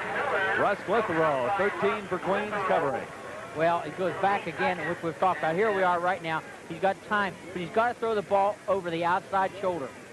And it's see, it's over his inside. He turns around and see inside, and it's underthrown. If he throws over the outside shoulder where he's either going to catch it or go out of bounds, and I've said that last few weeks, that's where you want to throw that pass. I think Miller might have had the man beat if he could have delivered the ball out there.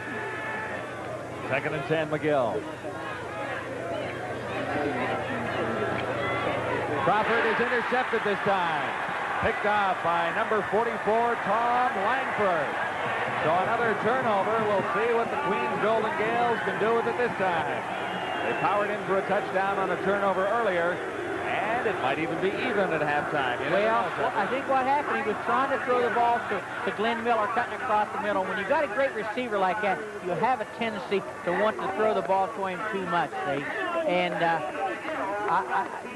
that's kind of scary when you have a receiver that you want to get the ball to him because he has great athletic ability, and that's what he was trying to do, and he tried to force the ball. Crawford tried to force it in there, and Queens is in great position right now. Greg Bond. Nope, that was a quarterback, Harrison, I think. John. Stopped by Phil Sakat's Peter Harrison. Yep. Stand corrected. I think Harrison misread it again. He should have left the ball in Bond, and he followed him up through the hole. As soon as he realized his mistake, he followed him up through the hole. He might come right back at this with it this time, and you can't predetermine what you're going to do with it. This is Harrison, and Harrison down to the 2-yard line. Touchdown, John. Touchdown. It's the second option out of the 3. Fake the fullback in there. Here we are. Fakes the fullback in there. Comes out, brings it out. He loses a little bit off bounds there. Comes out and keeps it. You know, it's tough. It's tough to defend that. I'll tell you. That's what I said at the beginning of the show. The best play in football. Just best made running it play. inside that corner. Yeah, he dove right in there, landed right on top of the post, and that's a touchdown. The ball touches the corner flag, goal line, sideline flag. That's a touchdown. So with 1 minute, 31 seconds to play in the half, the Golden Gaels stand ready to tie things up. Connie Mandela. No mistake that time as Mandela puts it through. And it's been a great first half of football here. All even with just about a minute and a half to play until halftime. Well, we played 13 minutes, or actually 13 minutes, or this quarter and a half, and 15 minutes the other. It's 28 and a half minutes, and we're right back to square one. Well, that makes it a lot of fun. So Queens back with 2 touchdowns, both the results of turnovers. Yep, that's right. Harrison ran that 23 yards out. And like I said, that was the second option of the triple option. And Harrison just lugged her right in there. And Queens has had, they have proved they can run the football. If they would just have patience and do that today. They have ran the football extremely well, in my opinion, against McGill this afternoon. What's got them in trouble is when they've got themselves in a situation where it's 2nd and 12, 2nd and 15, 2nd and 18, then they've had to revert to get out of their game plan, I think, out of their game plan. Connie Mandela kicks it off. That's Robin Belanger. He was met by Scott Bessessard. And the Redmen will now start fairly deep in their own zone near the 25. Here we are. He should probably kept the ball inside. He comes up here and tries to break it to the outside here. And as he brings it up, Queens has great containment here, right there. They didn't. Last time he did that, he had some daylight outside. Queens committed too quickly. That time they didn't. Good coverage. First down, McGill. Crawford back. And this is Hallman. 23, met by Rick Crimson. A 7-yard pickup. It'll be 2nd and 3. Gain of 7 yards. 1 minute, 21 seconds to play, first half.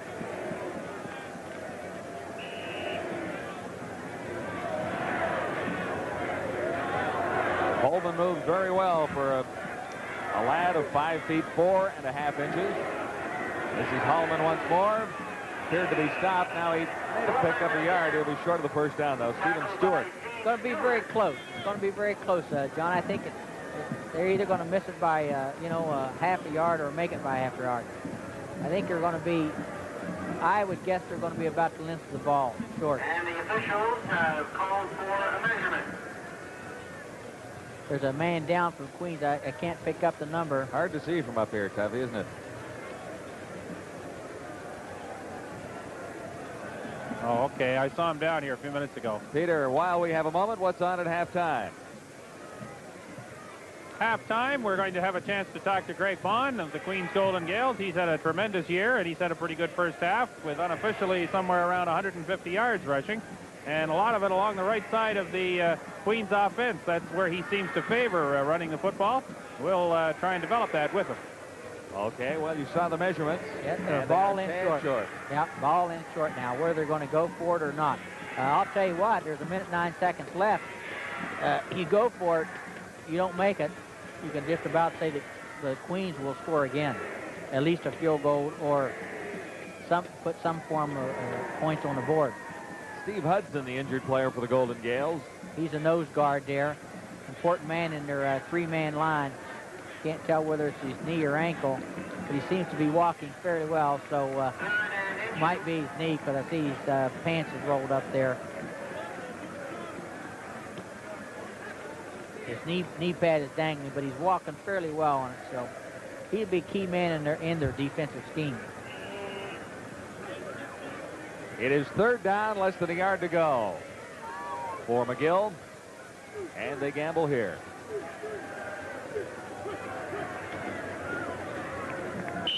I think Crawford has it. Should be enough for the first down. Jamie Crawford straight ahead. I was looking for flags. There are none. Nope. And he's got it up for the first down. A light breeze here in Kingston this afternoon, but really not a major factor in the football action on the field at all. Not at all. That type of breeze is just enough to keep you a little bit cool, but it's not going to affect the pass, the punting part of the game at all. First down, McGill. 41 seconds on the clock till halftime. Crawford looks one way, goes to the other side. Has his man. Glenn Miller once more. Miller, an outstanding receiver for McGill. He's an all-star at wide receiver, and he's also the all-star kicker in the league, as well as the leading scorer. Right, he's a good athlete. You know, that ball there was thrown well, and McGill now is going to call, no, Queens calls timeout. So there's about 30 seconds left in the half. McGill gets another first down. I don't know if they're a field goal kicker or what kind of range he has, but they're going to be in field goal range if they could get another first half. The word we get that he can kick it in there from 40 yards without any trouble at all. That's Harry Zarens, our spotter from McGill, offering that information in the background. Spotting for us from Queens is Mark Delich, and they're doing an outstanding job this afternoon, Tuffy. Yeah, without these guys, we'll be lost. Because we need those names on the back of the shirts, you know. That makes it a little easier, but with our spotters, we're able to compensate for that. Trouble at Laurier, when I used to be at Laurier, we didn't put names on the back of the shirts because we had to use that shirt for 10 years, you know. Well, and the also same shirt. 3 different sports, too. Yeah, that's right, in all 3 sports, right? Football, basketball, and hockey. So. You were lucky in those days to have numbers on them, weren't you? That's true. We'd have to put it on with pencils sometimes. First down, McGill. The intended receiver was Dave Angel, and the coverage supplied by John Thompson. Without Thompson, we could have seen 6 points more on the McGill total. Here we are. Crawford does a great job. Watch his feet again. Throws a ball. Not a real good step. Strong-armed it. Not a real good step. But the ball was there. Watch. Right through his arm. That takes great concentration to make that catch, though, because that's pretty.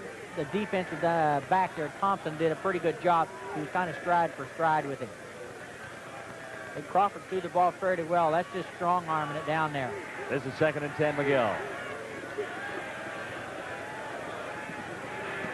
Crawford, same general area this time. He has a completion to Glenn Miller. Rick Brinson made the tackle, a 13-yard pickup, and 19 seconds on the clock. Here we are here. Crawford rolls out here, running to his right, and he's left-handed. Makes it difficult to throw the ball. Watch, throws the ball there. Watch Miller. Like I said, he's a receiver. He goes after the football. He's hungry for the ball. And that's what great receivers, you know, like Terry Greer and people like that, that's what great receivers, why they are great, because you throw the ball any place in their area, and they go get it. And Miller is like that. And they've got 19 seconds, so they possibly could have one more play before field goal comes up. This is Richardson Stadium. We're in Kingston, Ontario, and semifinal action this afternoon between McGill and Queens in the Quebec-Ontario Football Conference. Well, we have a nice crowd here tonight, today, John. It's very enthusiastic. It's a good football afternoon.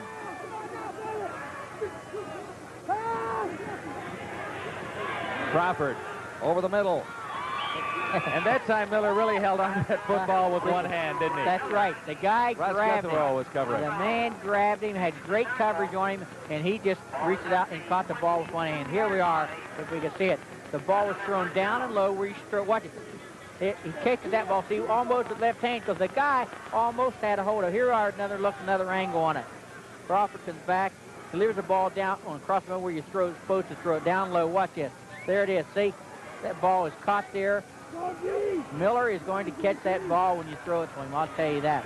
There was a deep man there, but I can see that they like to go with Miller, and why shouldn't you? He's one of the leading receivers, and when quarterbacks like to throw the ball to people that they know is going to catch it. It helps their statistics. Barry Caceres, the injured McGill Redman, and they're attending to him still at the 40-yard line. Here's a look at the offense for McGill. Glenn Miller, an impressive afternoon, no question about it.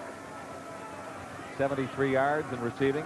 That play only took 6 seconds, so I think McGill's going to try one more before they think they have to revert to the field goal. They're inside the 25 at the 22-yard line. Jamie Crawford has been over chatting it up with head coach Charlie Bailey on the sidelines. He trots back in right now as Perry Caceres moves to the sidelines under his own power, so he should be back. And it is a first down for McGill at the 22-yard line of Queens. They're going to have to hurry. 10 seconds. If they don't get this play off, they may not have time for the field goal. It's going to be, they're not going to have time for the field goal, I don't think. Crawford has to go for the touchdown. Looks long. And there is no flag down on the play. Russ Lithrow was covering on Glenn Miller that time. And is that the final play? Yes, it is the final play of the first half. So it ends very evenly here in Kingston, the first half of football action this afternoon. This is Canadian College football on TSN.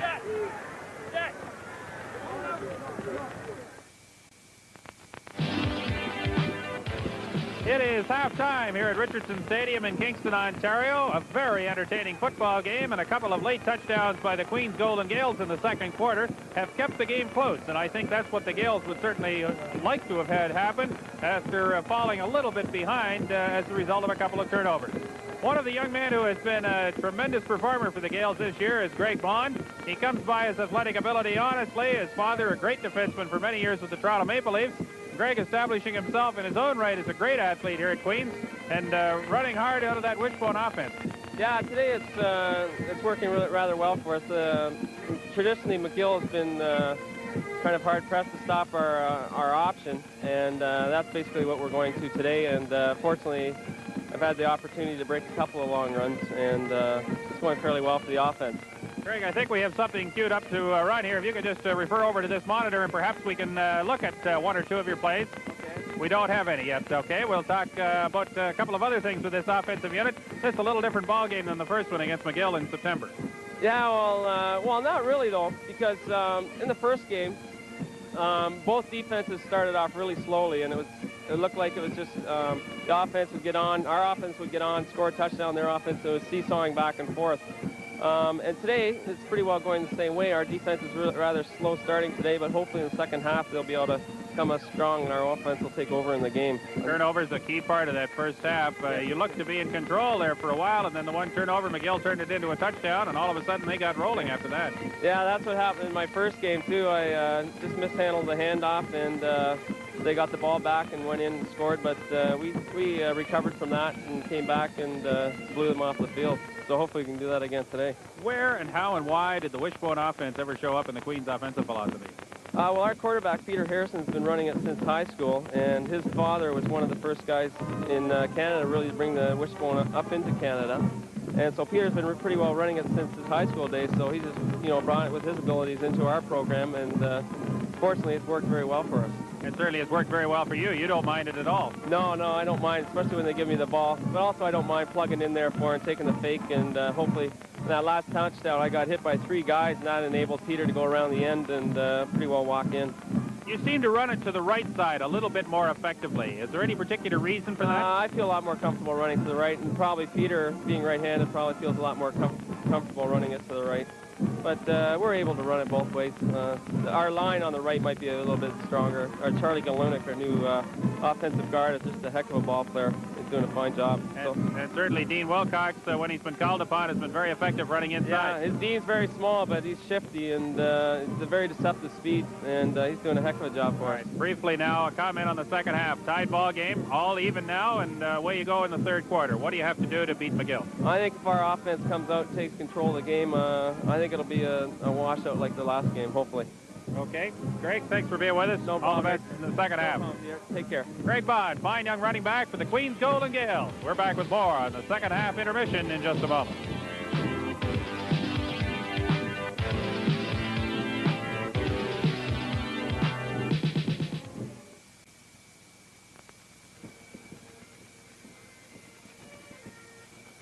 It's all even at halftime. Canadian college football, we're into the playoffs. McGill Redman 22 and the Queens Golden Gaels 22. Tuffy, I enjoyed that first half of football. Lots of excitement, and of course Queens coming back to get even.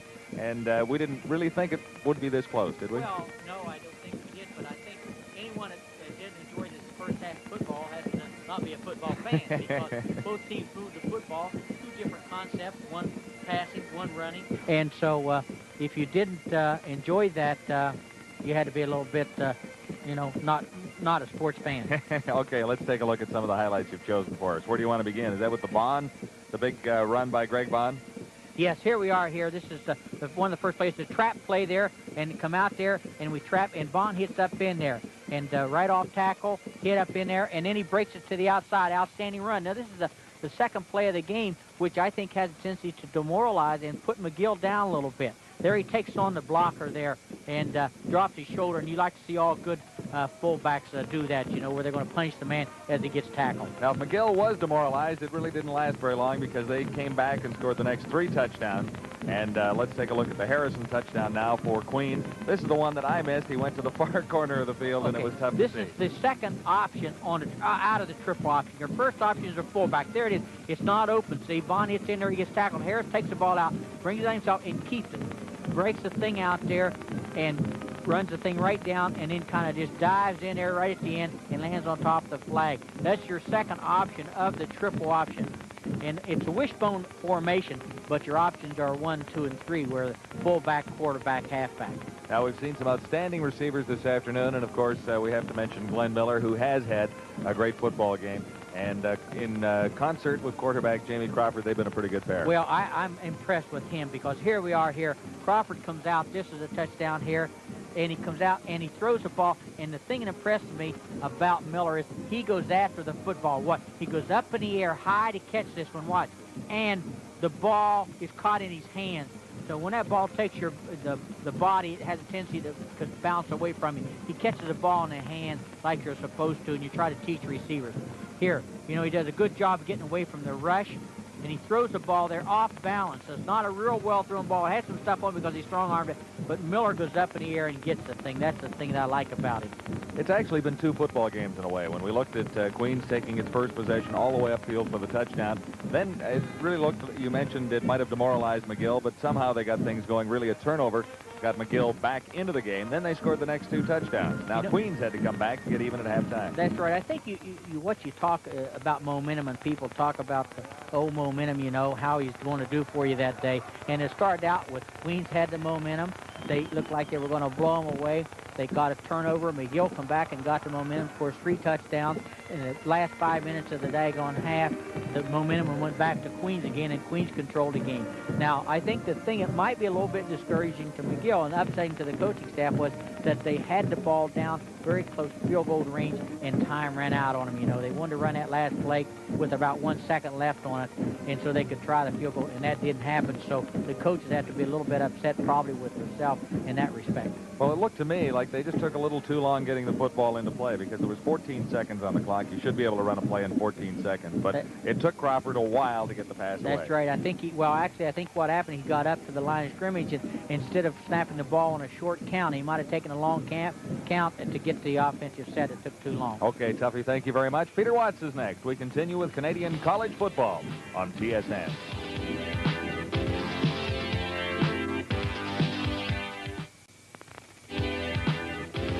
22-22. Very entertaining football game here at George Richardson Stadium in Kingston. The Gaels and the McGill Redman locked in a tie at halftime. Happy to welcome Jack Gurney, the referee-in-chief for this conference, and also for the Ontario Universities Athletic Association, is with us. And he had a difficult job to do late in the second quarter. Jack, one of your officials went down. Yes, Gordy Smith got a minor tear of the ligament in his left knee. So he'll be finished for today at least. But he said don't book him for next week, but keep him in mind. Don't book him for next week, that's right. And you're going to be able to replace him in the second half? We have a replacement coming now. He's dressed and ready to go.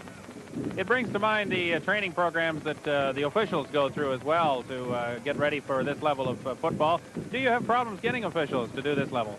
Not basically. There are all sorts of people who would like to be part of the college panel.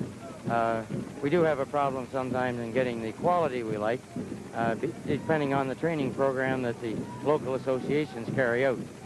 That is where we depend on the basic to be done as we go through the minor leagues and junior ball and so on.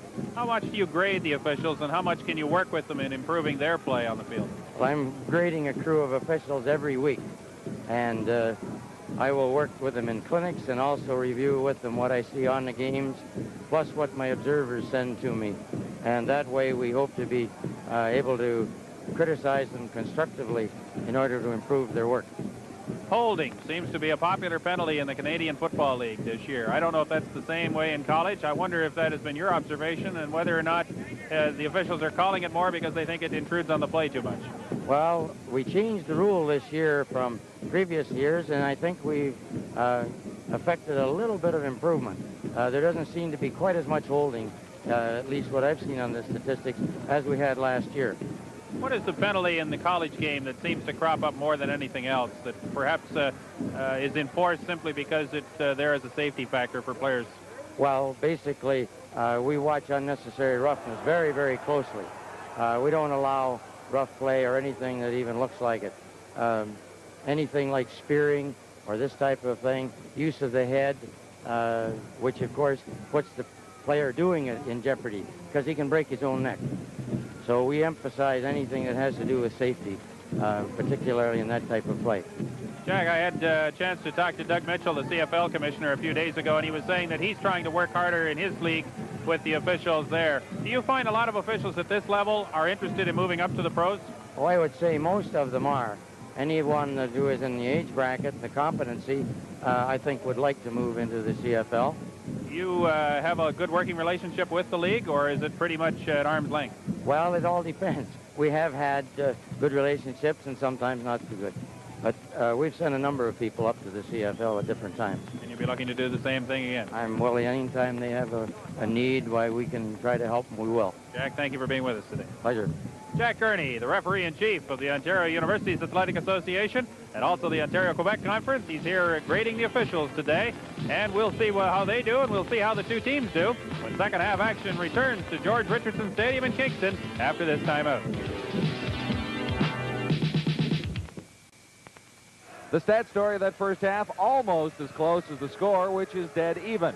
And as we talked, rushing was going to be the forte of Queens. That's exactly what it was, 243 yards. But passing, the forte of McGill, 187 yards, for totals of 241 for McGill and 299 for Queens. It is 3 penalties each for 20 yards, and we're ready for second half action here at George Richardson Stadium in Kingston, Ontario. The McGill Redman will kick it off, and that's Glenn Miller. Good kick. Taken by John Larson. And Larson found a little room. He's out to the 30-yard line. A 23-yard return, stopped by Vince Gagne. And Greg Foss. All right, here we are. This time he handles the kickoff fairly well there. Comes up, and he's trying to find the seam. McGill does there's a good job busting up the wedge there, but number 24 McGill, and they actually stop him on about the 29-yard line, which is anytime you stop and hold him inside of 30, that's a pretty good job covering your kickoff. Tuffy, Ray Piper is the new head linesman. He replaces the injured Gord Smith, so we're back to a full complement of officials as we get ready for the first offensive sequence for Queens. This is Dean Wilcox, and Wilcox has great speed and running room. He actually tripped at the 45-yard line. We're chuckling. Somebody handed us a tray of donuts here. Steve Bailey made the tackle. They look pretty good, Tuffy. All right, here we go right now. He hits off tackle there. They trap. See there, they trap. Good block right there. And he just, there he breaks a tackle. See, the little man breaks a tackle, breaks another tackle there, stumbles, keeps his balance for another 10 yards after he was hit. I probably won't be talking now much, John, because they got some donuts Yeah, up there's here. a half dozen very nice donuts there for you, Tuffy. You go ahead. This is the quarterback, Peter Harrison. And Harrison inside the 35. That's the option, and that's the second option where Harrison keeps it there. And they're just going to run the ball like that. It's a 10-yard gain. I think right now, if Queens can do what they're doing right now and not get impatient, they'll have McGill up a tree. 46 yards in 2 plays, 36 for Wilcox. At 10 more for the quarterback Harrison. It's first down Queens inside the 35 at the 33-yard line.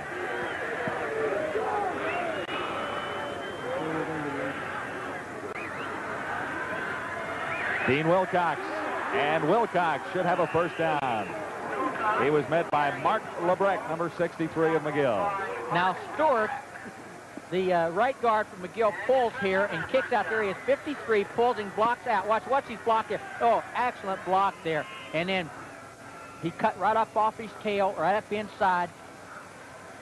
Big gain, big gain. Here we are again. Watch the pull and trap. There it is, right there. Good trap, and he cuts it up inside. Now, Queens does this very well. They'll trap you, and they've got some big linemen to come out there. They'll trap you and run the option at you. Dean Wilcox. Both Wilcox and Greg Bond now over 100 yards. Bobby Taylor made the tackle for McGill. So 2 runners in that Gaels backfield have totaled over 100. Well, as I said, I like this type of football myself, where you're keeping the ball and you're controlling it. Don't give the other team a chance to take the football. And McGill, they don't have the football. Crawford and Miller and company can't beat you. Second down, 1 yard to go. And they have the first down easily inside the 5-yard line. That time, Greg Bond. Stopped by Stephen Bailey. So the Golden Gaels come out quickly. And they threaten to score here with a first down and goal to go from the 5. Well, they just run the ball right at him. There's Bond. He just gets up in. That's just straight ahead, one-on-one blocking with Bond running up through there.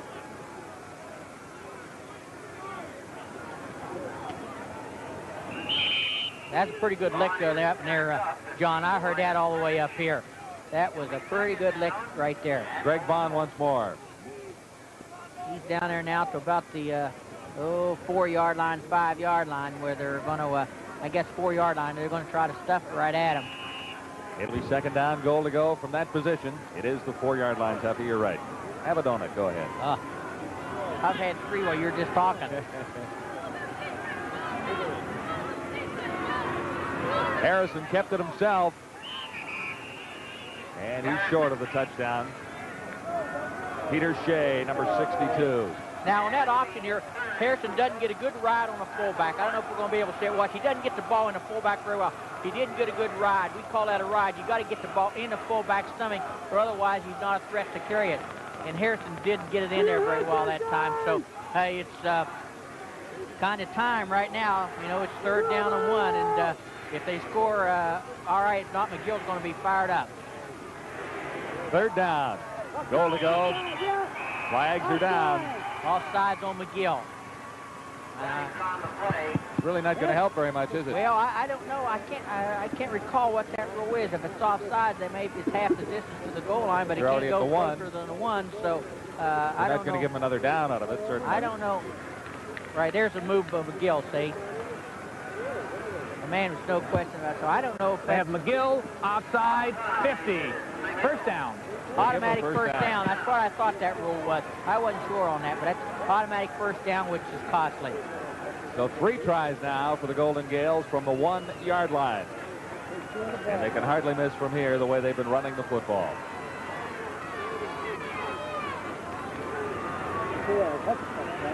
Greg Bond, and they say touchdown.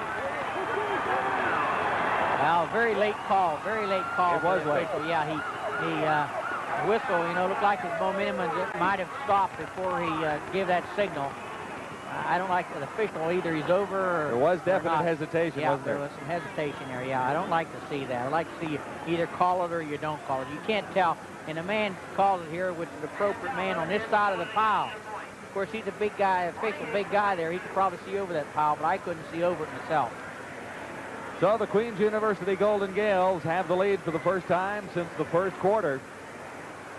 And Connie Mandela will look to add to the total and make it a 7-point advantage.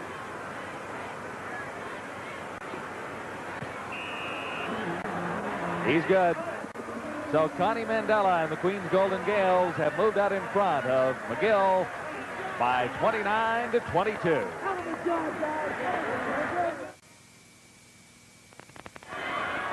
On the sidelines, Doug Hargraves has to be smiling a little bit. If he'd turn around, we'd see if a smile had crept across his face. Not quite. I guess it's not... Too early. Too early yet. Too early to smile yet. But he's back in the lead, and he's been very impressive on this last drive, no doubt. It's too early to smile yet. Mandela, a short kick this time. Taken by Oliveri. And he's still standing at the 44-yard line. George Jackson to make the tackle for Queens. A 21-yard return. He was looking, watch, he starts looking here in a minute for someone there. He wants to give it to one of those speedy backs, see? But he does a good job anyway. He brings it up here. A great job there breaking some tackle. Got the ball actually in excellent field position at the 43-yard line. It is first down for McGill at the 43-yard line. Crawford has some problems. Joe Valente made the tackle. Looked like a bit of a mix-up. Well, I'm not sure if it was a mix-up or it was a quarterback draw, John. It could have been a quarterback draw there. If it was a quarterback draw, he should have hesitated a little longer. And I couldn't tell which it was, whether he mixed up or it was an actual play. Actually, he gains 4 yards, so Not bad. they Not should bad. maybe put it in the book. Yeah, not bad mixed up. I think it was a quarterback draw, really. It was not that well executed, but it was effective, I suppose.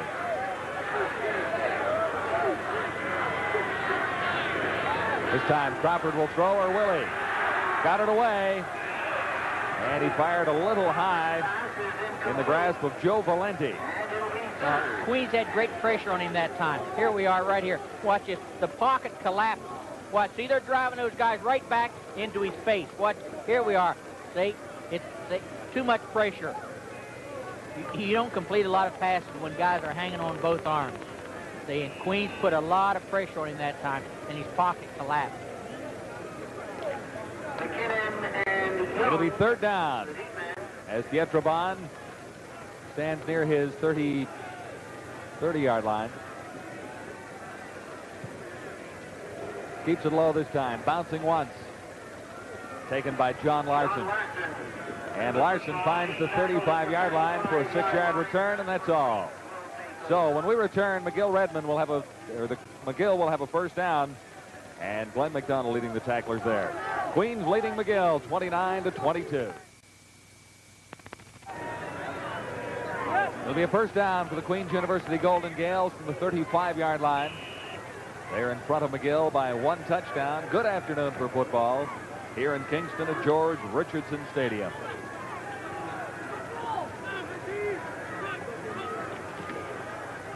Dean Wilcox. Wilcox has the 1st down and yards to spare. Wilcox has a wide open football field. One man can catch him. And he's still standing in for the... No, he stopped. Touchdown. He stumbled across the goal line. Dean Wilcox began at his own 35-yard line, making a 75-yard touchdown. 2 in a row for the Golden Gaels. Here we are. There. We pull out. 53 pulls out there. Traps out, kicks out. There he's leading the play. Watch, he's right there. Good enough block. Good enough block. Well, see, he's waiting now for somebody. That's a good job, running back. He sits there and waits to see what happens, and he splits the seam here. That's this one. Don't hit that man. If you hit that man, it'd have been a penalty. There's a good job of balance. Good job of balance. I'm not sure he was quite in there. I think he actually fell on about a foot short of the goal line. A slight hesitation at the goal line to rule it a touchdown. Yeah. Now, Dean Wilcox has had 3 carries of over 30 yards this afternoon. His average is 24 yards per carry. Well, that was a pretty good run right there. There's 8 rushes for 187 yards. You know, the way they're running the football, I think you just throw once in a while just to let the quarterback know that, you know, that he can throw that. There goes Captain TSN again. Had a lot of mileage out of that banner here today. Well, and the thing is, you know, they're all gone now, so we've lost 3, but it's taken a halftime to lose all 3, so that's not bad. Connie Mandela with Peter Harrison holding. Looks for the point after. And he's got it. Well, let's look once more at that brilliant run by Dean Wilcox. Here's how it develops. Here we are.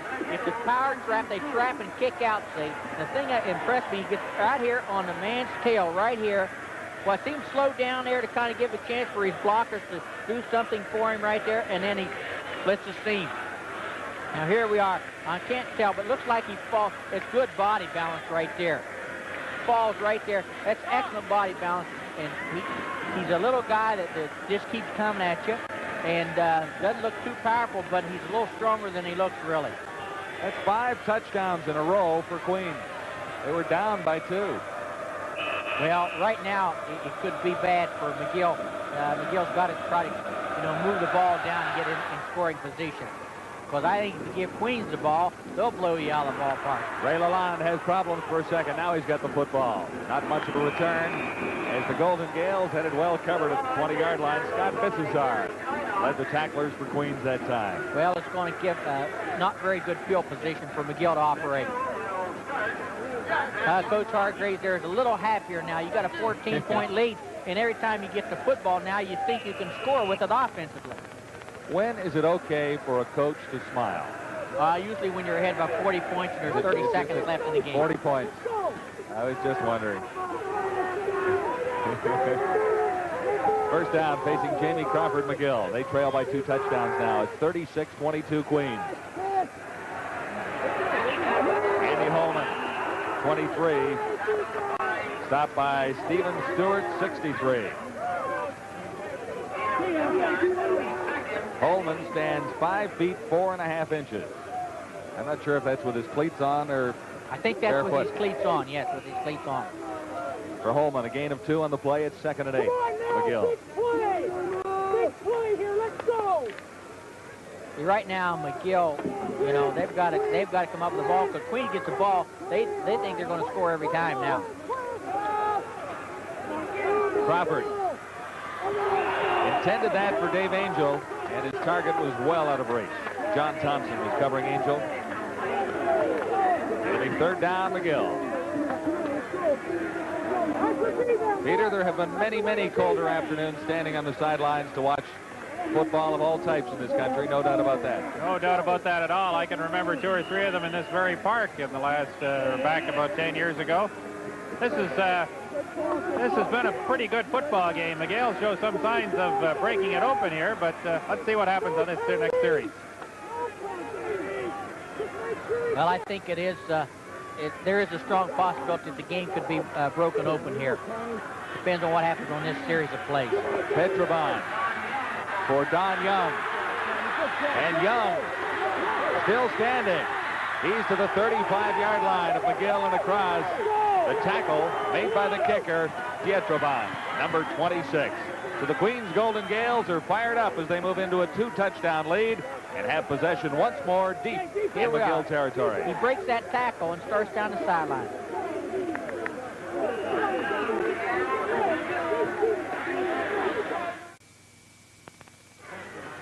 Third quarter action continues in Kingston with Queens out in front of McGill 36-22. This is a semifinal match in Ontario-Quebec Conference football action. The other matchup has Carleton at Bishops. And the winner here this afternoon will meet the winner of that game in the league final. First down Queens. Inside the 35. And Harrison had nowhere to go that time. Peter Harrison down in the grasp of number 63, Mark Lebrecht, and 53, Francois Jovin. Well, he tried to run what we call a counter option, but here it comes right here. And McGill penetrated, ran right by number 59 there for Queens. Kowarski, is it? No, that's Koukouris. Koukouris, and ran right by him, actually, and made the play. You were close, though. Well, I could. 2nd and 13, and there's nowhere to go that time either for Queens.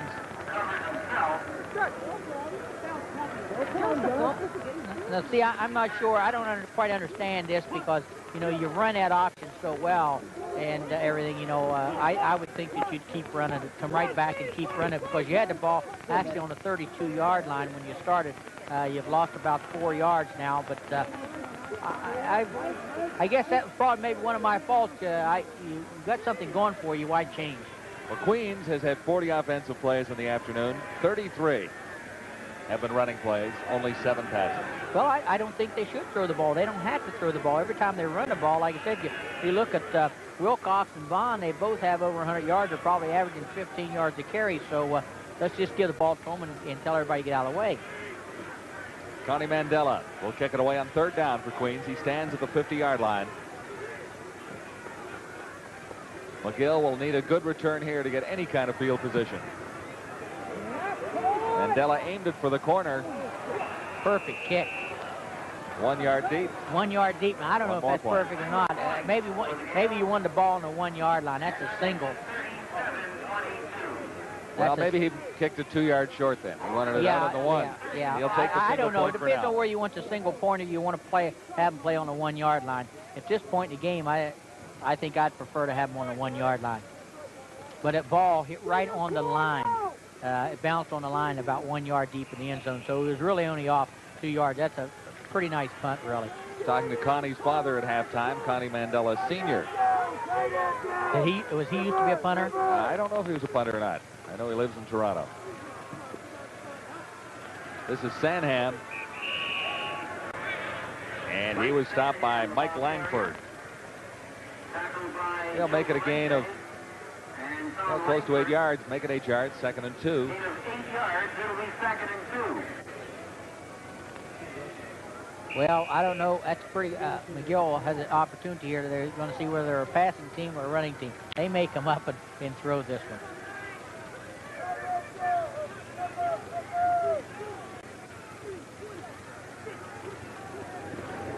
On 2nd and 2, they decide to keep it along the ground, and whether they got the first down, we'll have to wait and see. Sandham, the ball carrier. Langford, the tackler, once more. They did not get the first down. They're going to be a good yard and a half short. 2 yards. They're going to have to punt the football. 3rd and 2, you're right, Tuffy. At halftime in Lennoxville, Quebec, it's the Bishop Gators 9. Halftime score coming in now. 9-2 Bishops leading Carleton. Not surprising, I don't suppose. No. Maybe well, the margin is surprising. I think the score is surprising. The fact that it's only 9-2 because I think both those teams have been fairly offensive-minded throughout the year and have scored some a lot of points, you know, high-scoring games. Uh-oh. Bad snap that time. He got it away. That's Petrobon, the punter. And it's fielded by John Larson, 19. No return. Tacklers led for McGill by Glenn McDonald, number 45. I think what happened on that punter did an excellent job of fielding the snap because it was a very bad snap. Petrobon did a very good job. And then when he kicked it, Larson fumbled the ball. So actually, Queens could have lost it. And I think McGill is going to need a big turnover to get back in here. It's a first down for Queens, just shy of their 40-yard line at the 39. 4 minutes, 15 seconds to play, quarter 3. This is Andy Stubert. We've got a new member of the backfield back there, giving one of the regulars a little bit of a break. Martin LaRoe, the tackle for McGill, a 4-yard, make that 7 yards, and 2nd and 3. I think Stubert's played an awful lot for him here. Here they are. They pull out there, trap, and Stubert gets right on this tail, number 53, the freshman Golnack, and follows him right up through the play. That's just a power sweep there on a wing tee. Stubert again. Same play, John. They ran exactly the same play again. And that'll be good for the first down. Stopped by Philip Seacott. Now, Queens used 6 running backs, or 4 running backs this season, all averaged over 6 yards per carry. Well, when you do that, you're going to have success. You know, your running backs, like I said, you got 6 yards to carry. So, you know, in running the ball as much as they do, you need some depth in that position because your backs are going to get beat up a little bit. Fake to Stubert this time. Harrison tried to get it away, and he was swarmed over by number 42, Cliff Wilson.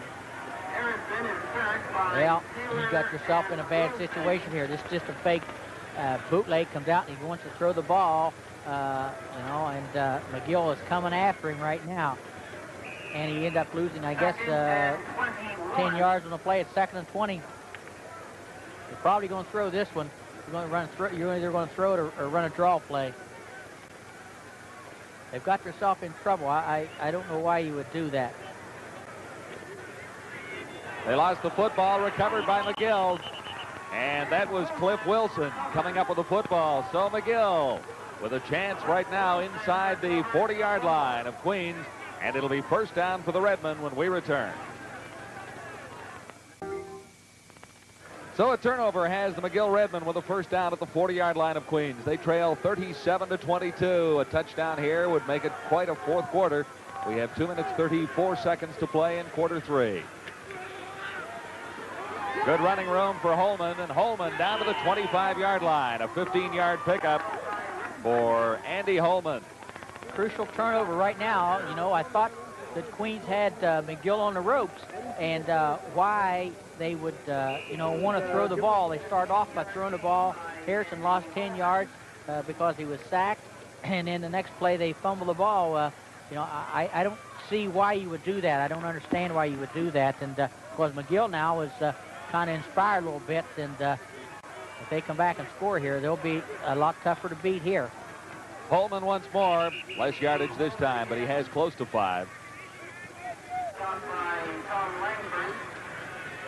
Langford led the tacklers along with Frank Kakuras. Well, I think they come now. They're down in what I call 3-down territory. When you get down here and you're down 14 points or 15 points, I guess, so you can run the football right at them for 3 downs. Or you can run through a pass read or whatever you want to do. McGill probably could pass 3, but you've got 3 plays to do whatever you want to do. 2nd down and 7. Crawford will put it up. The intended receiver is Miller, and there must have been a mix-up because Miller was well away from the play. Covering Miller that time, Jeff Kyle, number 21. I think there was some confusion. I don't know if Miller, obviously Crawford thought he was going to do a down, out, and down, and Miller actually went down and did a kind of a curl, and I don't know how what caused the confusion. Some confusion on the sidelines as well as Charlie Bailey sends I think Crawford thought they were going to go quarterback right back in. I think he thought they were going to go for the field goal, but I think Coach Bailey's right in this. Why go for the field goal? You got to go for the touchdown, and if you don't make it, you've got them down pretty deep in their territory. They gamble 3rd and 7. Crawford has his man, has the touchdown. Ray Lalonde. How about that? A strange turn of events there. Crawford was walking off the sidelines, had to go in and make up his mind on a play in a heck of a hurry. Right. Comes up with a touchdown. Well, he thought it was field. Here we are. Crawford steps back and he's got time here. The line gives him good time to throw there. What? He throws the ball. This is an outstanding catch. Watch out. Up high, just over top of the Queen defender, and the safety man, the rover from Queens, doesn't come up and make the play. Comes up and misses the tackle. But that's an outstanding catch there. Right now, we've got a heck of a football game. 37-28. I'm not sure I wouldn't go for 2 here, rather than to kick the single. If you're down 8, if you go for 2 here, you know, and then you still got another chance. If you score another touchdown, you still have the chance to kick at the tie, or you go for 2 to win. 37-29. Queens out in front. And it's like I say, it's you know, it's 8-point lead, and we've got a quarter left of outstanding football. You know that single we were talking about just a little while ago? All of a sudden that looms a little larger. The one we wondered if Mandela really wanted. Yeah, well, that single, that looks big, but I'll tell you what looks even a little bigger is when McGill had it down there just at the end of the first half, and time ran out and they didn't get a chance to try the field goal. That kind of thing kind of worries me a little bit. You might be spending a lot of sleepless nights if you come up and lose this game by 1-2 points. Coaching staff either be kicking herself in the backside. 1 minute, 5 seconds to play in the 3rd quarter. Glenn Miller kicks it out for McGill on the returning end. Jamie McKinnon. And good upfield coverage by the Redmen that time. McKinnon barely made the 25. Frank Oliveri led the tacklers for the Redmen. And so it'll be a 1st down for Queens. They mark it about the 26-yard line. You know, that's what I said. Anytime you can hold them inside, actually it's a 27, John. Anytime you can hold them inside the 30-yard line, you feel that your kickoff team has done a pretty good job.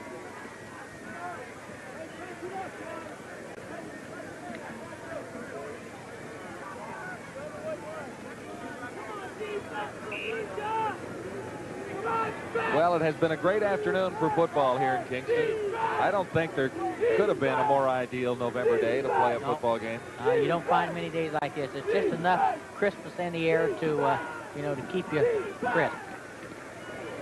Harrison across the 30-yard line to the 31. He was met there by Mario Chagnon. Well, that was the option there, and he picked up about 4 yards on the play, which, you know, Queens is kind of funny. They act like they don't like to run that, and they go away from it. When they get in trouble, they always come back to it. A gain of 4. This is 2nd and 6 for the Queens University Golden Gaels. Harrison still has the football. And did they fumble it? No, I guess not. Tacklers led by Chagnon once more, and Mark Lebrecht, number 63. So Queens will have to kick it away on 3rd and 5. Well, and McGill, you know, could get fairly decent field position here. Peter Watts is having a very relaxing afternoon down there. Yeah, he's down there, and it's, you know, the sun, kind of bathing in the sun down there. You know, it isn't cold, and he's just kind of enjoying it down there with, on the sideline. You know. Lovely day, isn't it? Oh, it is. I think the top of his head may be getting a little sunburned, though. No. I got a little protection there, unlike somebody else that I don't want to mention. Well, it has been a good football game, and it's not over yet. This should be the last play of the third quarter. As Mandela stands back at his 15-yard line. On third down to kick it away. Big rush that time. They almost got through. This is Belanger. And Belanger has McGill near the 50-yard line. He was lucky to get that punt away. Steve Porter led the tacklers for Queens that time. There you see the scoreboard at the end of the third quarter. 37 for Queens, 29 for McGill. Lots more ahead. Ready for the fourth quarter, a great college football afternoon. Kingston, Ontario. McGill, Redman, Queens Golden Gaels. The Golden Gaels at home lead 37-29. We begin the fourth quarter. Andy Holman. Number 23, stopped by number 69, Terry Edwards. He hits up in there very tough for a little guy. You know, he runs more like a fullback than he does a little 5'4" tailback. Watch him hit up in there on this play here. He just sticks that what he hits right up in there hard. See, breaks a tackle right there. You know, that's he's a hard runner. A gain of 4. This is 2nd and 6, McGill. Crawford looks to throw, and there's nowhere. He is swarmed under by 3 Golden Gaels, led by Terry Edwards. That's the 4th quarterback sack for the Golden Gaels. Well, what they did there, they just ran over top of the backs here. Here they come right here. Gary Kanock, watch, he comes over there. So they just run right over top of Sands, the fullback. They ran right over top of him, just overpowered him, Queens did that time. So it's now 3rd down for the Redmen. And they'll call on Bruno Petrobon. Petrobon back at his 30-yard line.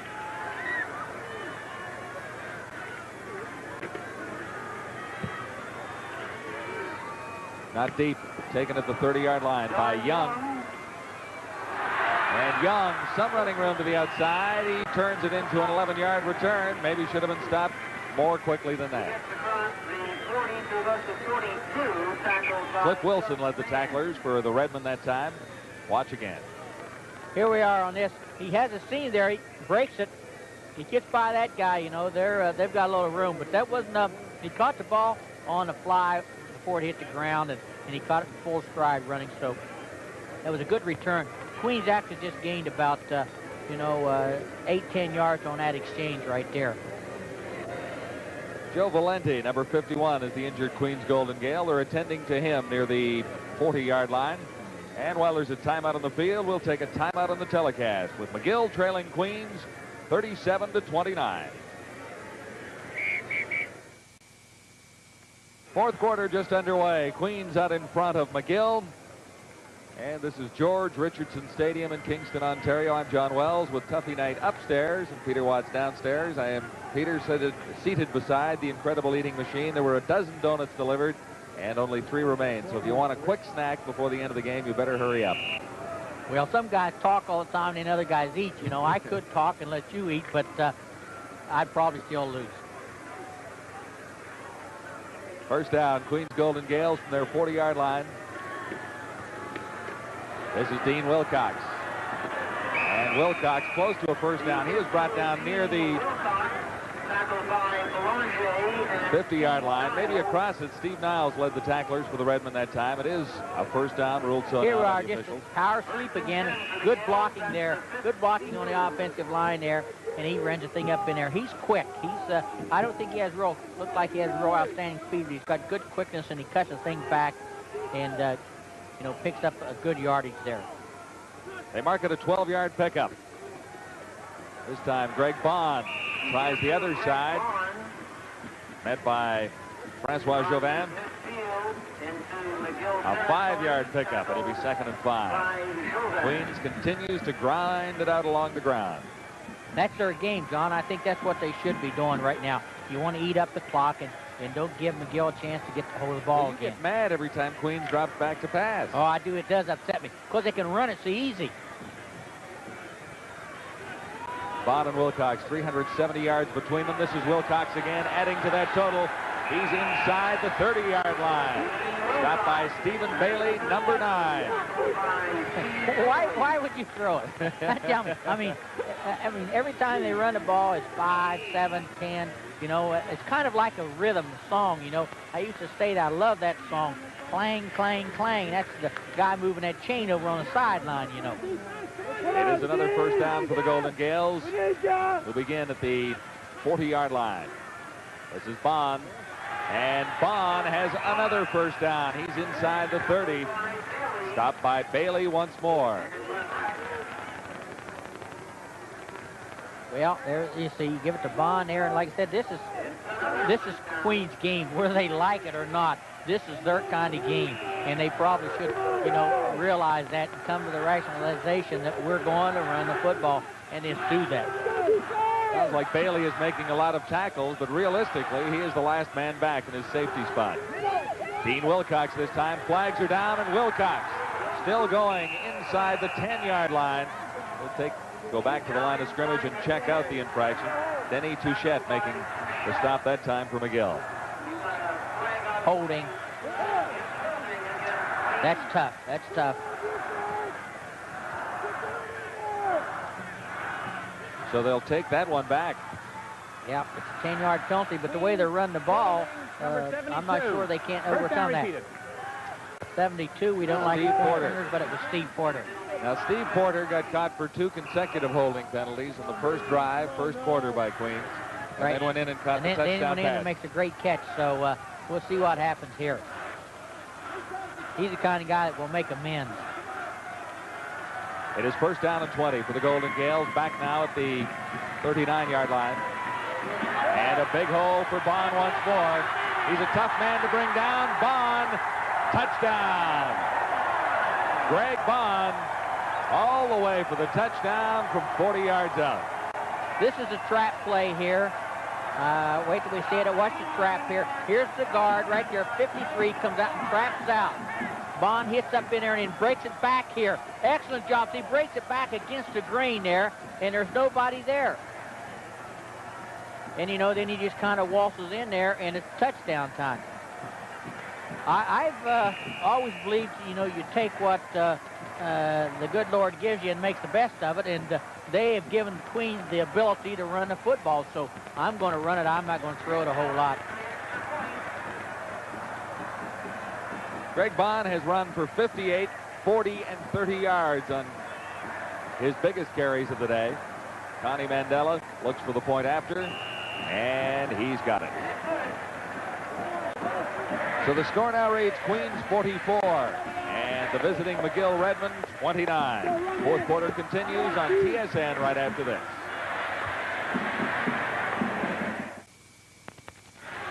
Some happy times for supporters of the Queens University Golden Gaels, who have moved out to a 44-29 lead on McGill now. Fourth quarter is underway, and Connie Mandela prepares to kick it off for Queens once more. He's been busy. Mandela. Yeah, I'd like to ride that bike with you, John. Get you in the front, and that way I wouldn't have to pedal. And you couldn't turn around to see. I might have a heck of a time making it move. They try the reverse and fumble it. Now Belanger finally got the football back. Lalonde handed it off. Belanger dropped it. Messenger made the tackle for Queens. Here it is. Risky. Right here. Right, let's see. It might be there. If he would have got a clean handoff, he might have got a little something. He kind of throws it in. You're supposed to stick it in there. He kind of tossed it in. I don't know what would I. He would have got a little bit of yardage because I think they had a fair wall set up there. I don't think he'd have gone all the way, but he might have got it, you know, after the midfield anyway. From the 27, it's first down McGill.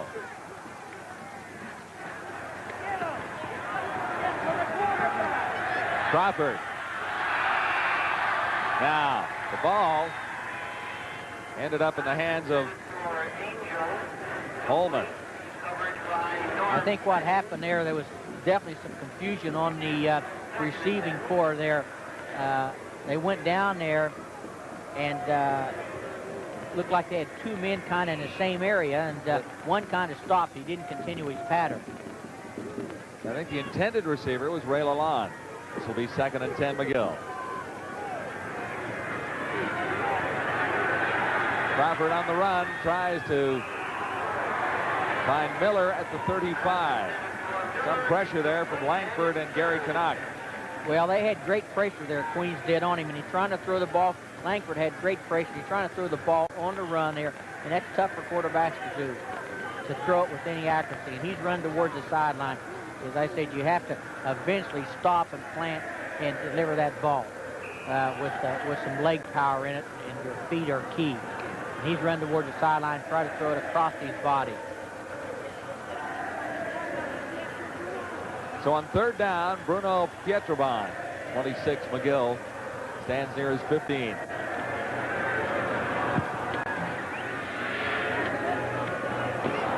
This is Don Young. Pretty good return last time. Nowhere to go that time. A 1-yard return. Steve Niles nullified the return that time. Niles did a real good job of tackling. That was kind of an open field tackle, and you thought maybe that he was going to run away from him because he had more speed, but he ran him down and actually catches him right here. Watch. He comes in here right there, see, and kind of catches him and pulls him down from behind. Just good quickness to do that. You have to be able to run a little bit to do that because that back should be a little faster than you. 10 minutes left in quarter 4. Queens first down at the 50. Greg Bond. And he's across the 55. Stopped by Mario Chenion and Mark Lebrecht. 5 yards. It'll be 2nd and 5.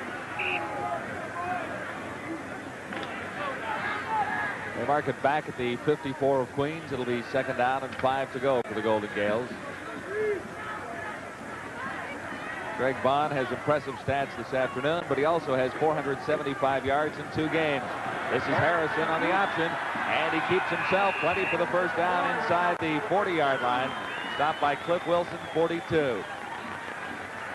That option play works very effectively under the direction of Peter Harrison. I think that's just beautiful to me. Watch this. Here is the fullback. Watch. He steps back. He puts it in the fullback's stomach. They take the fullback. He took the ball out. See how they hit Bond on that? That fullback has to be prepared to sacrifice his body there. He hits Bond. Harrison keeps the ball and comes out there.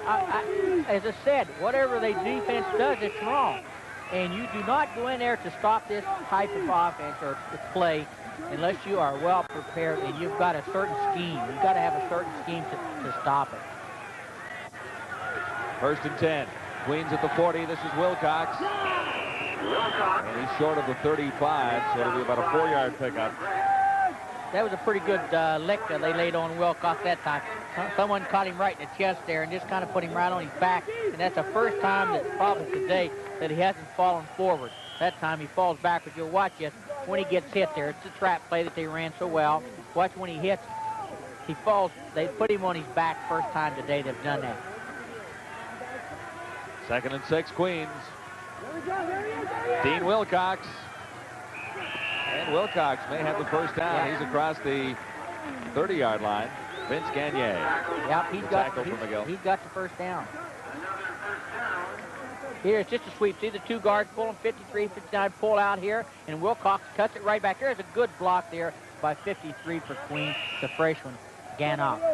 One impressive stat for Queens in the second half. 12 first downs compared to McGill, 1. Well, like I said, I think you got to control the ball with McGill and don't give Crawford the football, and that's how you keep him from scoring. This is Bond, and Bond is across the 25. Francois Chauvin led the tacklers for McGill that time. It's a 5-yard pickup, 2nd and 5. Now, are you going to get mad if Queens throws the football here? Why throw it? You're just stopping the clock. That means we're going to get out of here later. Why not just run the football and get down? Plus, they're going to score a touchdown. If you score, why do that, you know? You're stopping the clock. It could be intercepted and dropped. All you have to do is give it to Bonds or Wilcox, and you'll get your 5.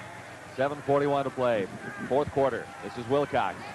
And Wilcox moves to the outside, has the first down, still on his feet at the 4-yard line. Steve Niles made the tackle that saved the touchdown. He made a great move here. Watch this move. Here it is, right here. Pulled.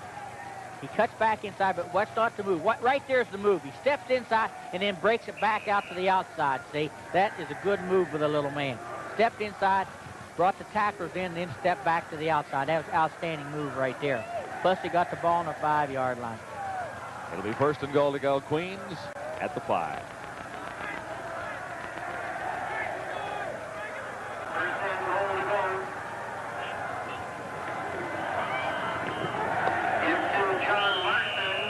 John Larson carried that time. Francois Chauvin, 53, the tackle for McGill. Well, now is when Coach Hargrace, you know, they score this one. Now he can probably take a sigh of relief or a little deeper breath and kind of maybe smile a little bit. Maybe smile, maybe smirk anyway. Yeah, well, you know, like I said, you just run the football here. There's just a power sweep, and he breaks it back inside. There's a missed tackle there by McGill, and it costs him. If he makes that tackle, they lose 2 yards instead of gaining 2. 2nd and goal to go from the 3. This is Wilcox. And he stopped short. He's on the 1-yard line. Donald Burns, 75, saved a touchdown that time.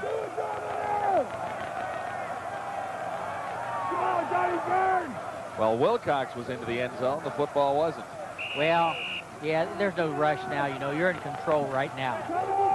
3rd and goal to go from the 1. Here we are right now, right there. See, now that's a good call for the referee because he was down, and before he stuck the ball across the goal line. He did get it across, but he was down before he did that. And easily into the end zone, Greg Bond.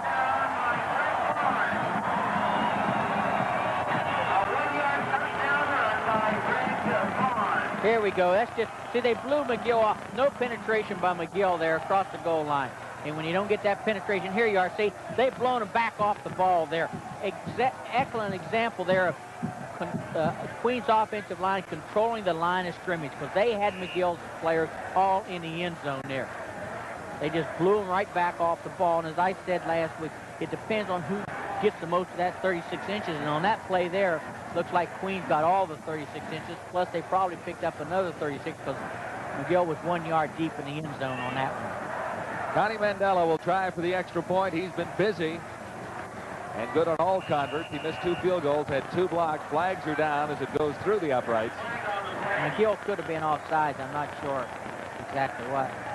Queens has rushed for 520 yards so far. McGill, 94. Now that's, you know, that's my kind of game when you can take the ball and rush like that. If you can take it and rush like that, I don't know. I guess, you know, they say variety is the spice of life, but I don't know if you need any variety.